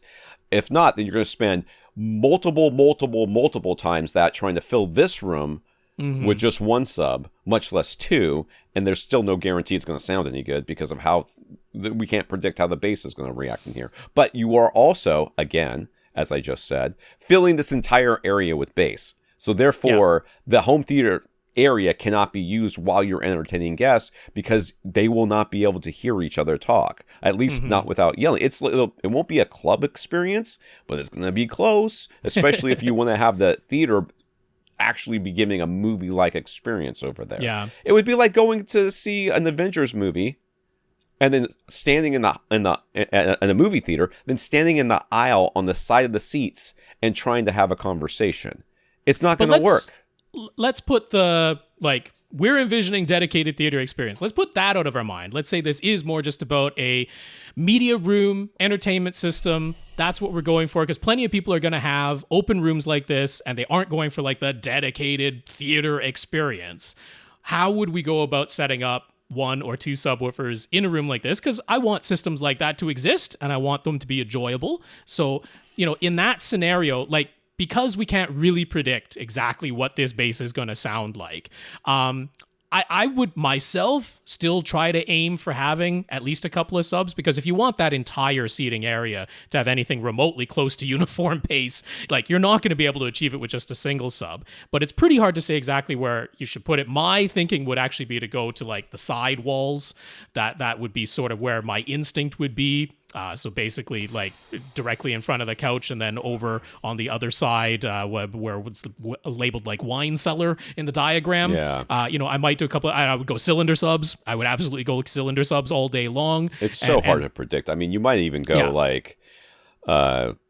the corner of the gym, that little where it says 2x4 right there, that little corner area, and then over by the electrical panel, maybe. I mean, I don't know what's back there. Potentially, something like that. But I would get a couple. If this is what we're gonna do, I would have a couple of cylinder subs. Those are easier to reposition after the fact as well. And you're not gonna have to worry about anybody bumping their leg into it and cutting their knee on it or anything like that. So they're easier to move around. You have more flexibility. So I would go a couple of cylinder subs in this basement, and he's trying to pre-wire, right? That's why he wants to determine it first, but you basically have to bring them in and try it before you do that. Thankfully, we have very good wireless subwoofer connection kits now, so I'm not too worried about pre-wiring for two subs ahead of time. I would much rather have the flexibility of bringing a couple of cylinder subs in here, doing some experimentation, and I would, if necessary, I would just use a wireless connection kit, and that would be my solution. I gotta scroll back down. I was looking at this stupid picture. Front wall of the theater area. The plan is to use a flat panel TV along with either in-wall or on-wall front speakers with custom cabinetry below the TVs. Since the support column is staying put, the width for the TV and speakers is 9 feet 7 inches. The plan is to have an L-shaped couch pushed against the back wall and left wall with a primary seat 10 feet from eyes to screen. What size TV would make sense? He'd like to be able to plan for the wall mount and speaker position so that he can pre-wire. I would not do this, personally. I know, but let's get past that, because we've made it very clear if we want the full theater experience. No, I'm talking about in this room. But I would go with. So there's two ways I might consider doing this: a short throw projector up at the front, with a acoustically transparent screen right against the wall. Or, UST and acoustically transparent. They exist from Loon Vision, but that's not the easiest. Expensive. Or I would just take that entire front front wall area there. I guess he's going to have custom cabinetry there anyways. Yeah, so he's got sort of the idea of what he wants the look to be. You just showed an example photo. So custom cabinetry along the bottom beneath the TV, and then sort of a recessed area where the TV would be mounted with the speakers. See, I would just enclose the area all above the cabinetry and make a false wall there with a projection screen on it. Put the projector above your head, and then all the the speakers would just sit behind there, or you could use in walls, and then you can make that entire front wall a screen and an absorber. Basically, you could fill it with insulation. That would be the direction I would go with it. And the reason is that you basically have complete light control. I mean, they got those itty bitty windows up there, which are easy enough to cover. Oh yeah. And I think maybe they were thinking while they're entertaining, they're probably going to have lights on. So if you go ambient light rejecting screen, that wouldn't be a terrible choice. There are ultra short throw and acoustically transparent available. Like I mentioned, the Loon Vision does have those, but they are pricey. So that would be something that you could consider if you want to go that route. But like to me, the biggest possible screen this way. You could basically go wall to wall with it.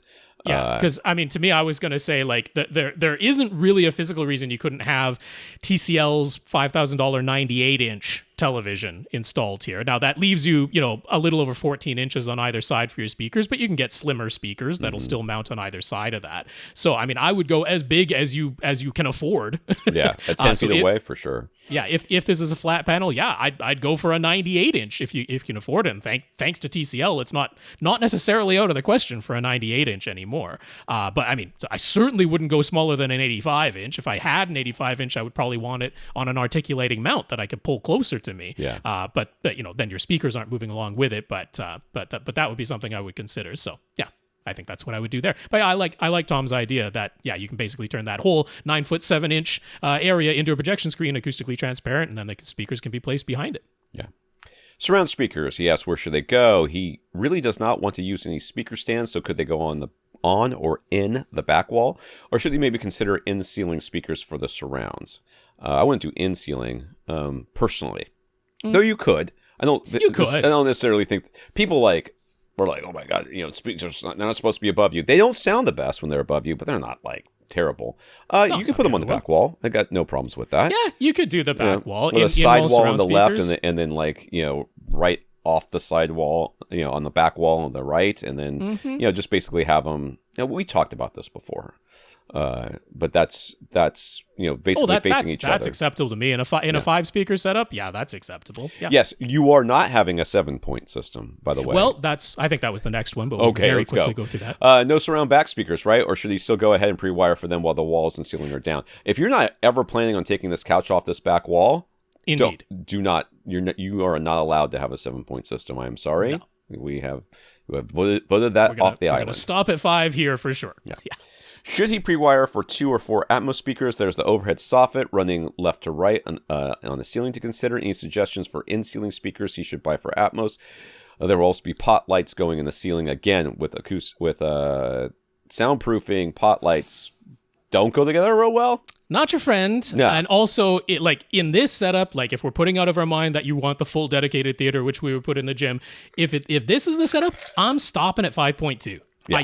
I don't care one iota about putting Atmos in this setup. I don't think it makes any sense. I don't think it'll be good. I don't think it will enhance your experience at all. Your speakers will be too close to each other. So your only options here are front heights and top middles. Right. Yeah. And the top middles will be within perhaps inches, if not a few feet of the surrounds. Yeah. So, you're like, oh, well, I can put them on the ceiling, in the ceiling, blah, blah, blah. It doesn't matter. They're not going to be far enough away to make any real difference. And the whatever goes on the front of this is just all kinds of problems. So, no, I truly would not bother with Atmos in this room, in this setup.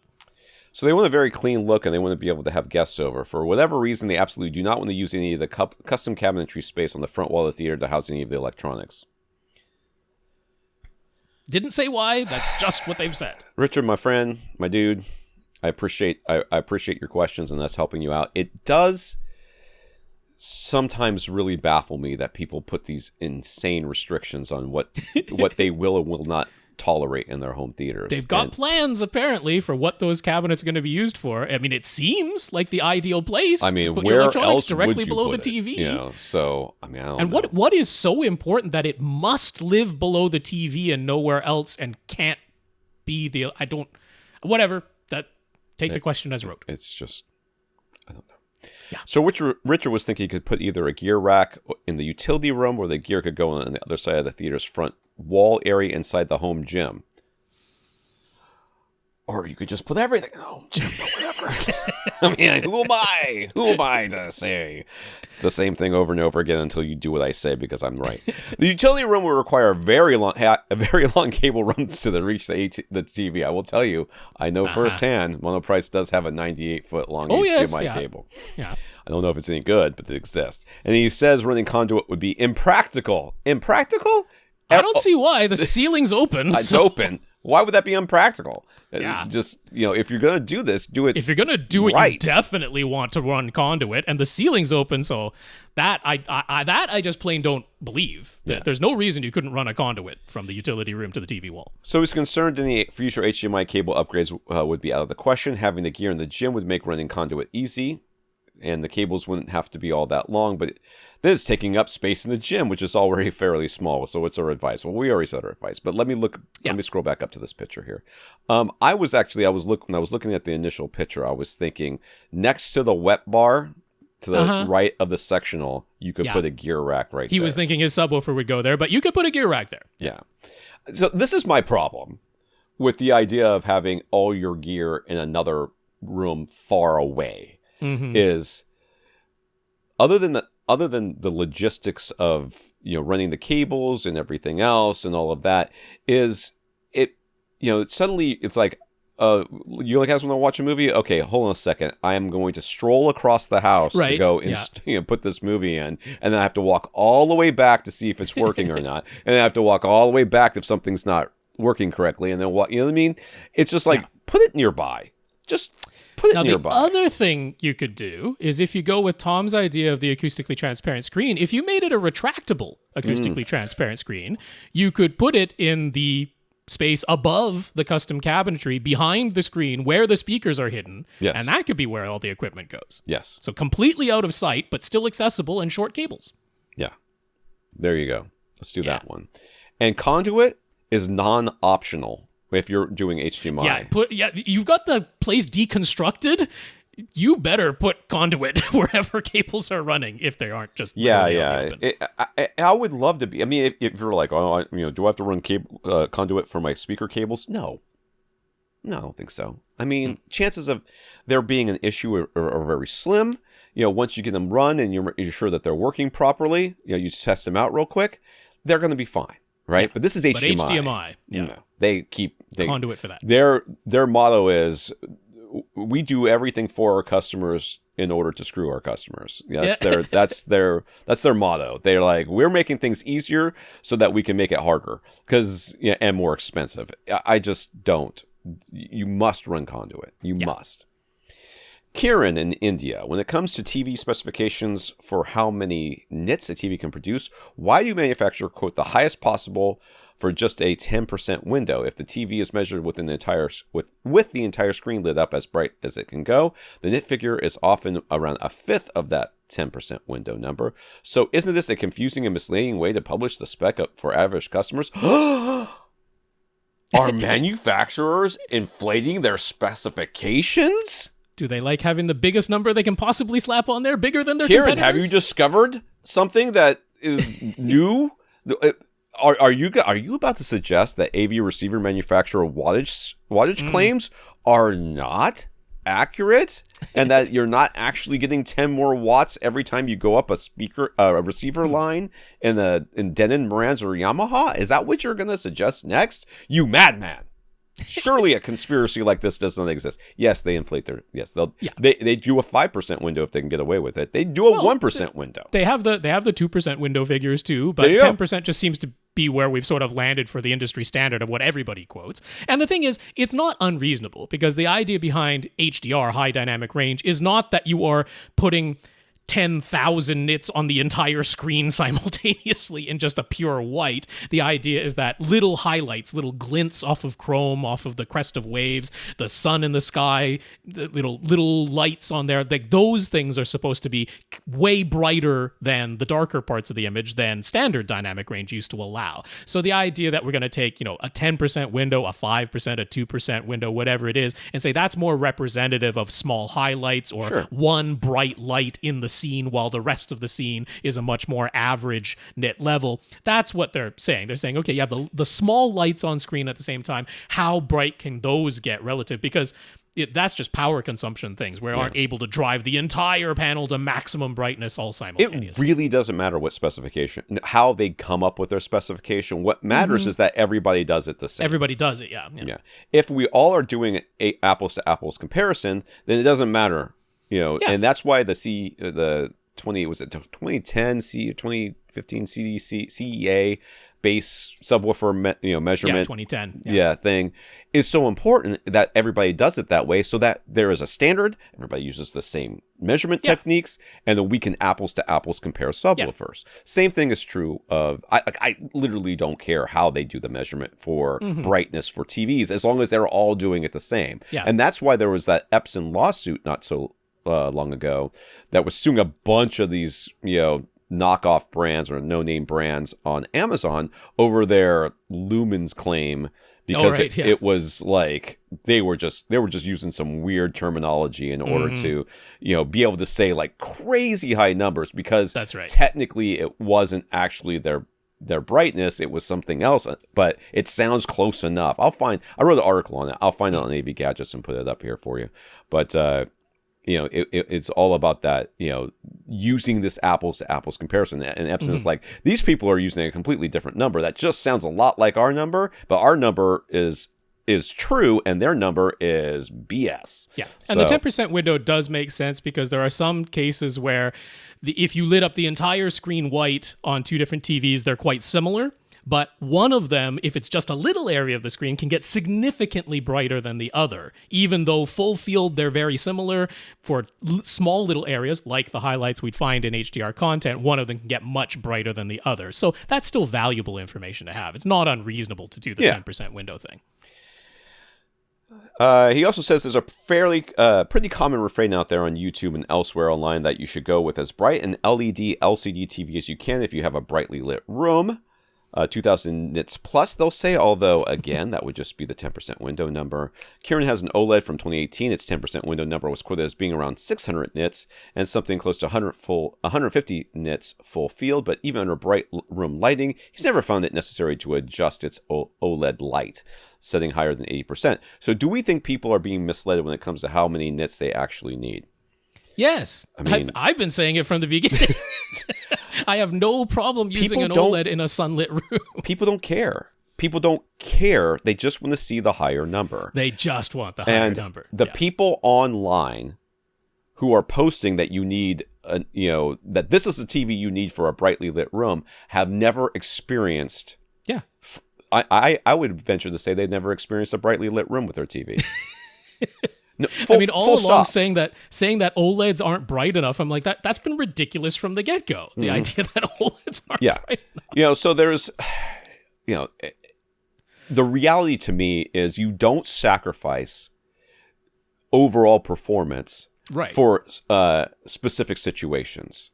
Okay, you don't sacrifice, overall contrast and black levels and good performance on an image on a TV just because sometimes the sun is out and sometimes you turn the lights on when you're watching TV. I also have a strong suspicion that a ton of people out there with OLEDs who say they're not bright enough have never turned off the energy saving thing, which is on by default and isn't really their fault for thinking that that's the way the TV looks. But I strongly suspect that if people would look into that and turn off the energy saving thing, they'd be like, oh, wow, OLEDs can be a whole lot brighter than I ever thought they could. So that's not really people's fault, because they come out of the box that way. So then I was working at the bike shop this weekend. I had somebody come in and they're like, and they said, hey, I put this bike together and it's working fine, except that the brakes are a little weird.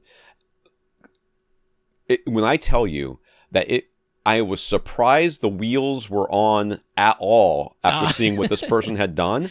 I was like, you can't turn left on this bike. He had the cables all wrapped around the headset. You couldn't turn left because they were so tightly wound. And he had kinked all the cables and the brakes weren't working. The shifting, he hadn't even gotten to that point yet. Shifting wasn't going to work either. There's all kind of problems with it. These are the people who are posting online about OLED's brightness. I'm not going to blame TV users for that same thing because no. That's not what I'm saying. I'm saying these are instructions. These people who post online these absolute advice, as if you must have a 2000 nit TV in order to be, if you're in a bright room. Right.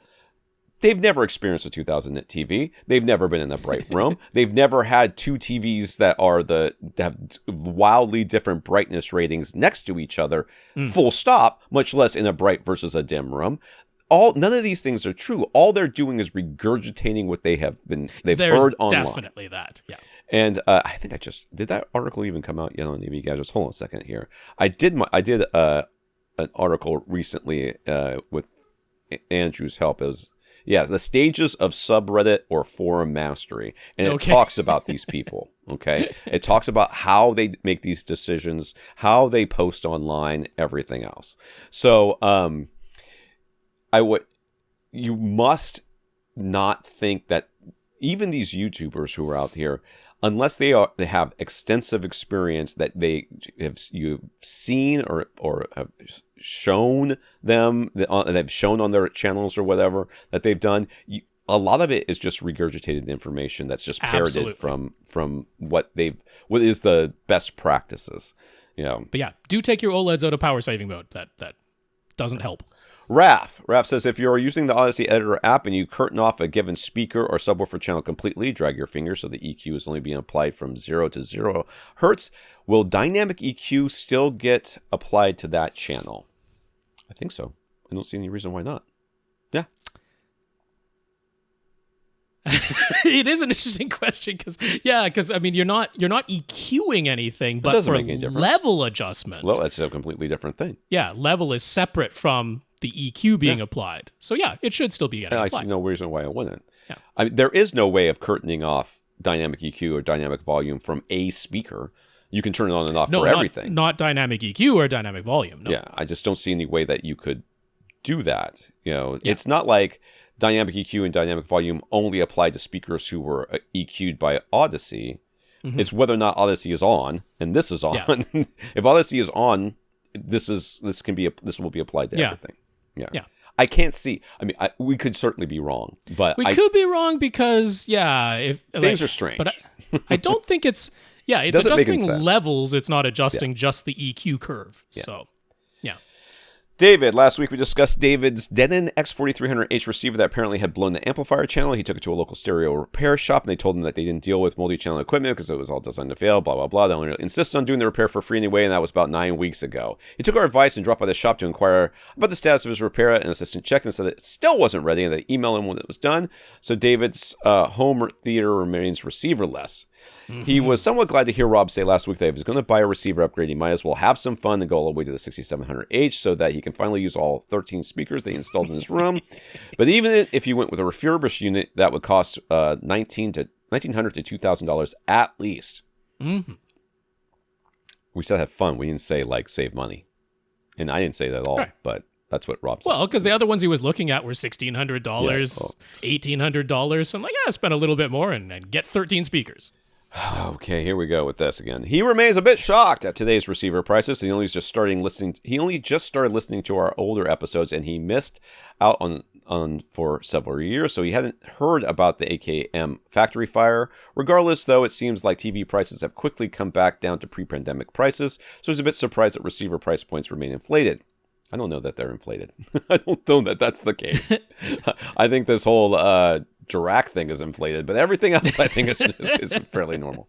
We didn't get around to saying last week whether there's an X6800H or 6900H model on the horizon to replace the 6700H. Do we know if something like that is coming soon? And if it is, would it be worth waiting for? Or is there maybe some other receiver model from a different brand that's at the $2,000 price point or less that might be better than the 6700H?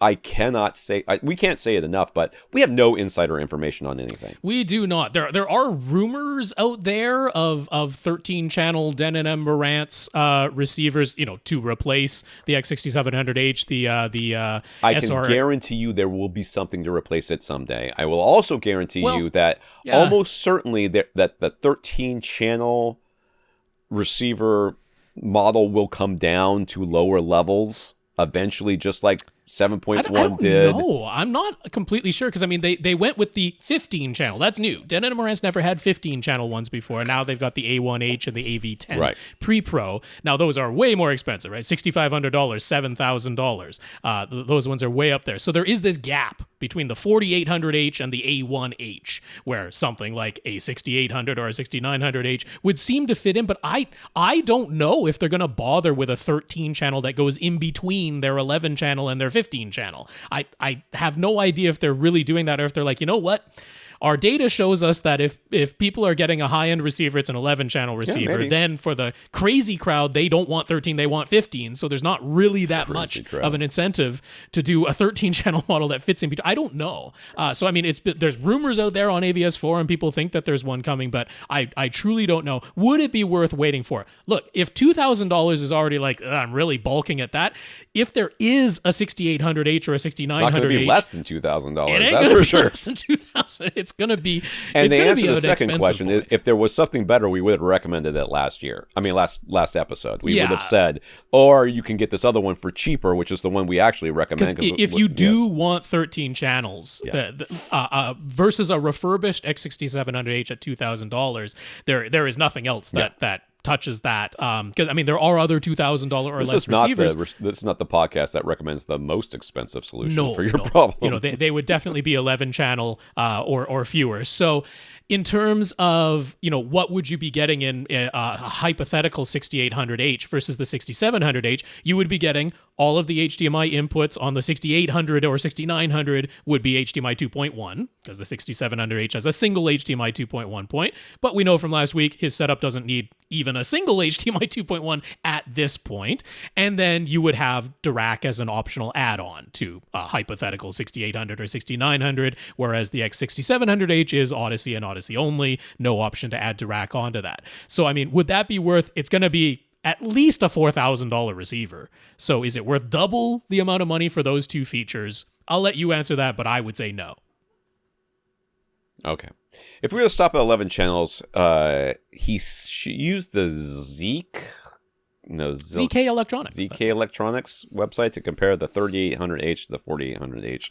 And while their listed features were remarkably similar, they did note a couple of differences in the DAC and processing, including the 4800H having 32-bit DDSC HD digital surround processing, alpha 32 processing, and jitter reduction, while the 3800H did not. Just to let you know right now, off the cuff here, off the top of the dome piece, I don't know what any of that crap is. Well, I know what the jitter reduction is, but I don't know what the rest of it is. It's all just marketing fluff as far as I'm concerned. Since we often seem to recommend that people just get the 3700 or the 3800 and not bother with the 47 or 48, what are those processing differences all about? And why don't we care if the 3800 doesn't have them? Because you can't hear them. That's why. It's all upsampling stuff. Yeah. They did it to 24-bit first because it was 16-bit audio, right? And then they were upsampling to 24, and now they're upsampling to 32. I've never been able to hear a lick of difference in terms of upsampling audio for processing purposes. I don't know. It's something that, engineering-wise, I guess it holds an interest, but I've never been able to hear that the Alpha 32 processing does a lick of difference versus the Alpha 24. I don't see any really audible beneficial reason to do that. I would much rather take the difference in price and purchase some external amplification or something like that if you're going to use that difference in price for anything. So feature-wise, I would absolutely go with the 3700H or 3800H, depending on the features you want for HDMI and Dirac add-ons. Yeah. Well, time-wise, I feel like we haven't. We got at least 15 minutes. Yeah, okay. Yeah. Karl, what would we think about leasing expensive projectors or flagship TVs rather than having to buy them outright? He recently got a questionnaire from Miele, appliances as they prepared to offer leasing and rental options, and it sparked the idea for him that it might be a great option for home electronics too. Some phone manufacturers offer what amounts to a leasing structure where you pay monthly, you get the newest model every year when you turn in your old phone, so why not for TV and projectors and maybe even AV receivers? What do we think? TV and projectors make sense to me. I could maybe get behind that if you are the kind of person who wants to upgrade often, or is just tired of not having of values your time enough that you don't want to have to go through every and make like my wife has been doing plane tickets. We were going on a big vacation this summer, and she's been working on plane tickets so much so that I'm like, I cannot believe that it's not cheaper for us just to pay let's just get a travel agent and do this, because you've spent so much time that it can't possibly be worth it. It can't possibly not be worth it to pay somebody else to do this, or let them take a cut or whatever. We're not going to be paying that much more. So if you are that kind of person and you would like to get a new TV every year, or maybe you just want to make sure that the TV you have is good, and every year you want to have the option of switching to something else, I could get behind this 100%. Receivers make less sense to me because of the difficulty of swapping them out. And also, like, part of why leasing works, like, say, for cars, is because the used model still has a lot of value. Yeah. So your dealership will take back the car that's only a year old. They will definitely be able to resell that or release that somewhere else. AV receivers, it's always tough, because when people are upgrading, it's usually because of a feature difference. And I think it's a little bit tougher to sell somebody a AV receiver that doesn't have any HDMI 2.1 this year. I don't know that taking it back would be as easy. But TVs, if you just want the latest operating system every year, and we know there will be new TV models from all the major manufacturers every single year. Yes. I actually think that could make a lot of sense to lease it. Projectors, again, like, often they're on more of a 3-year cycle. So I'm not sure exactly if the finances would work out, and obviously there's so many fewer projectors sold versus TVs that I'm not sure the on the financial side, the business side, it would make sense for the manufacturers for projectors, to do that. It would have to be obviously a higher cost, number one, but there also have to be some sort of bulb. Well, I mean, everything's going laser these days. Well, so the other thing too is if you think about cars, when they lease cars, you have mileage restrictions. You cannot drive a certain amount. Yeah. So if bulbs would be the same thing, there'd be an upcharge.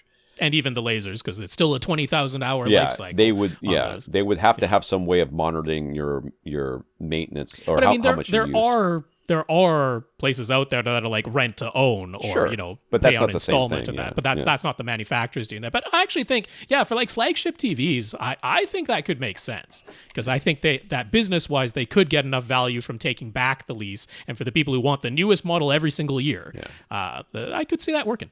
Yeah, and you have to worry about things like, because it's like anything else, right? If it's yours, you take care of it. If it's somebody else's, you're like, I don't care. Right. Right? So burn-in suddenly becomes, I had an OLED and it burnt in. You left it on literally from the moment it got home. Yep. On almost the same channel, almost CNN the entire with the time. logo down there. Yeah. Yep. For a full year straight. Yes, it has burned in, you absolute monster. Jim, last week we talked about why we always want to have a backup box for in-wall and in-ceiling speakers. He's in full agreement when it comes to things like fire safety and preventing the sound from leaking into adjacent rooms. But we also made the claim that having a backup box can affect the sound that you hear inside your theater. He isn't sure he agrees with that statement. Some years ago, he had JBL in-wall speakers installed in an uninsulated interior wall. These were open back drivers, no backup box, just the empty wall cavity behind them, typical 16-inch on-center 2x4 walls. He had read many similar claims about how the wall cavity behind his in-wall speakers could impact the sound inside of his theater.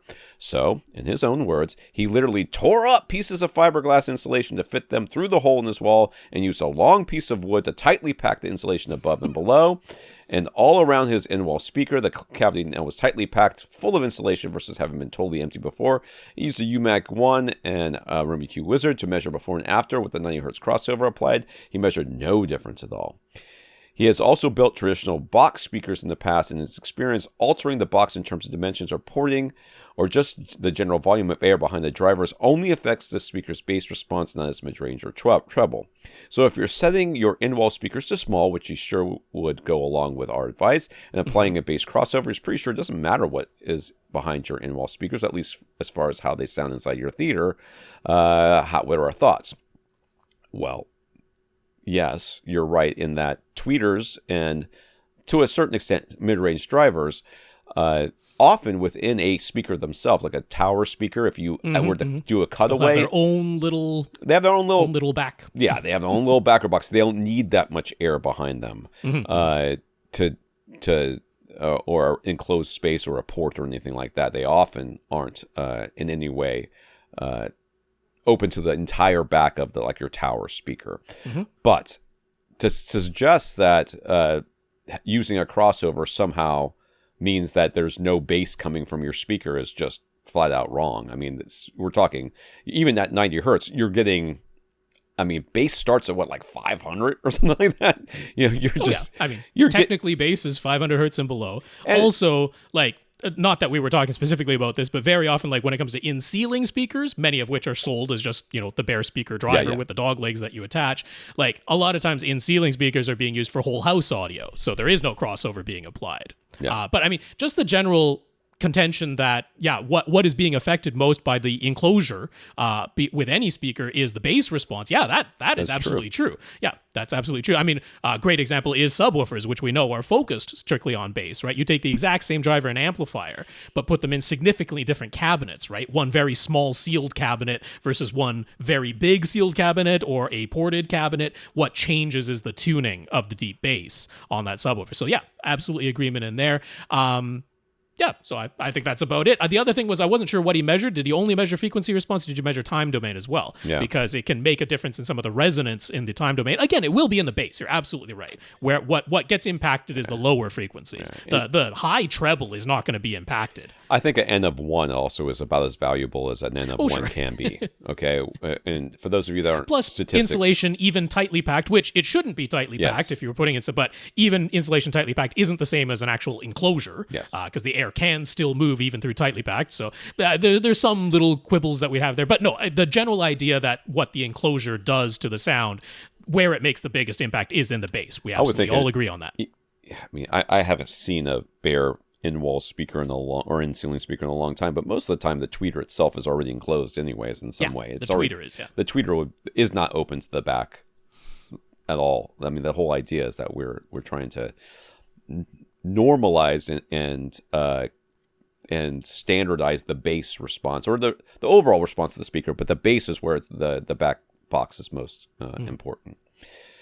Infinite Gary recently plugged an Apple TV into the older 1080p TV using an HDMI cable that he got back in 2009 along with his Pioneer Curo. He's used that HDMI cable from time to time over the years. He's never put any physical stress on it that he can recall. This time, the image had a bunch of white sparkles, and then the image started dropping in and out completely. The sound was never interrupted. He swapped to a different HDMI cable and everything was fine, so he's just curious.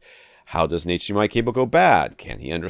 He can understand how you could easily damage a cable by bending it sharply or tugging on the connector or something, but why would an HDMI cable degrade over the years with just normal use or sitting in a box and not even being used? Corrosion is an easy answer to that question. But also your and the corrosion would be on the connector, not on the inside of the cable, just to make sure that's clear. But the real thing here is you did not just change one thing. Okay, you're now connecting your Apple TV to this older thing with an older, so that two things are kind of the same: an older TV, older cable, newer Apple TV box.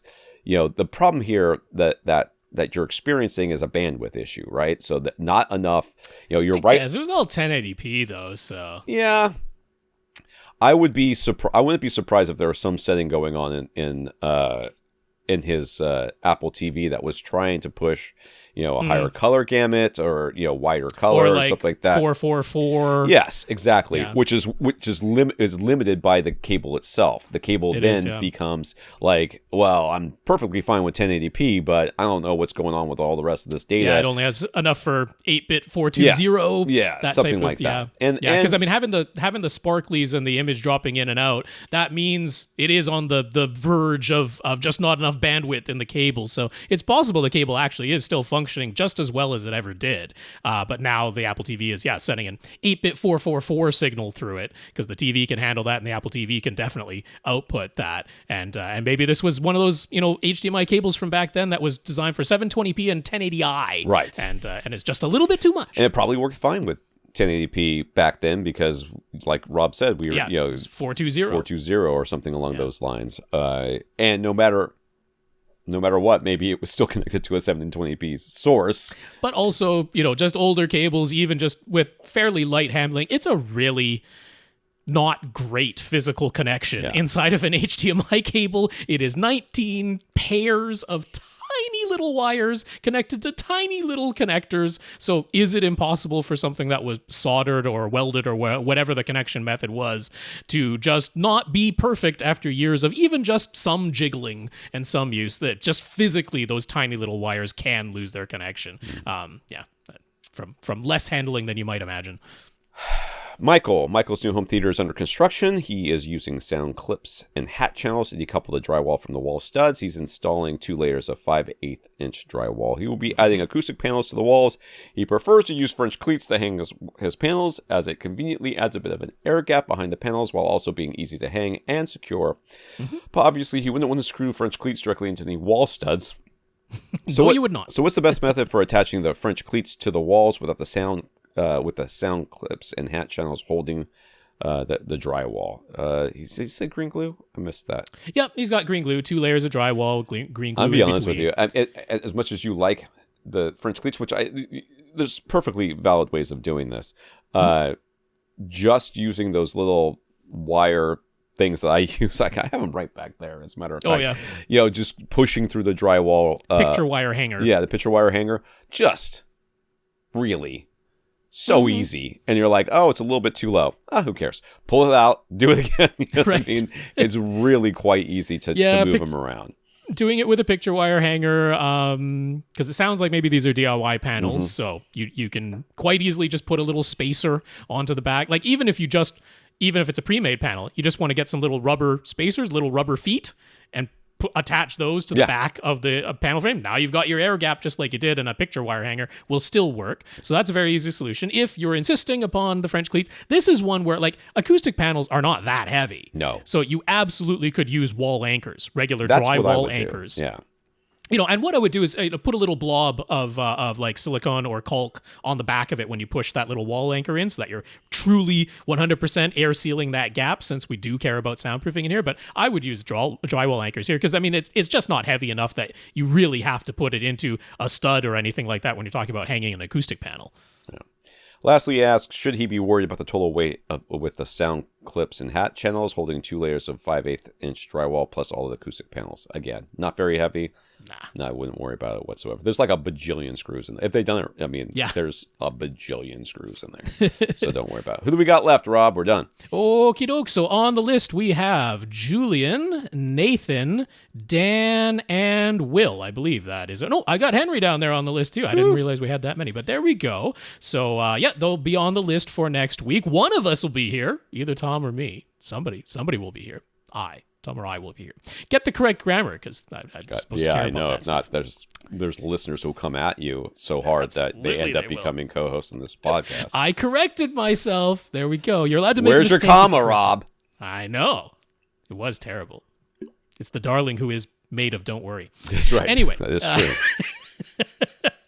That's it. That's the official title. That's like their lower don't worry of Darlington. You don't know. That's right. All right, I want to thank our listeners of the week. We want to thank Richard for going to avrant.com and clicking on the Buy Us a Cup of Coffee link and sending us a PayPal donation, as well as our 138 patrons over at patreon.com. Yes, indeed. Thank you very much, Richard, for that PayPal donation. And patreon.com/AVRant podcast is where you can go to sign up to make an automatic monthly donation. So big thanks to our 138 patrons over there. We also want to. I clicked the wrong button. Hold on a second. We also want to thank David for. We want to let David thank us for helping him figure out whether or not his digital codes work. So, all right. You're welcome, David.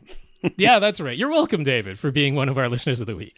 And we also got some notes of gratitude from David, Joe, Julian, Dan, Richard, and Klay. Thank you for thanking us. That is right. I'll say the names one more time. David, Joe, Julian, Dan, Richard, and Klay. Thank you very much for the notes of gratitude. The notes of encouragement are definitely appreciated. So thanks to you, and a big, big thanks to everybody who continues to listen and send in your questions. That's right. You want to get your question answered, all you have to do is ask. You ask by emailing us at question@avrant.com. For AVRant, I'm Tom Andry. And I'm Rob H. Now stay in and listen to something.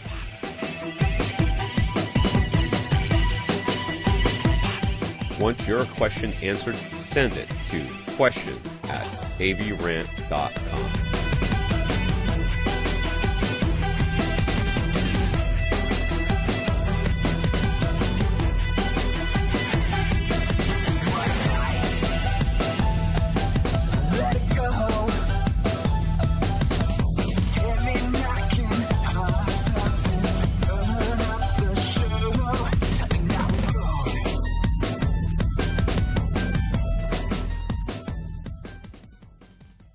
This is AVRant. Now go out and listen to something.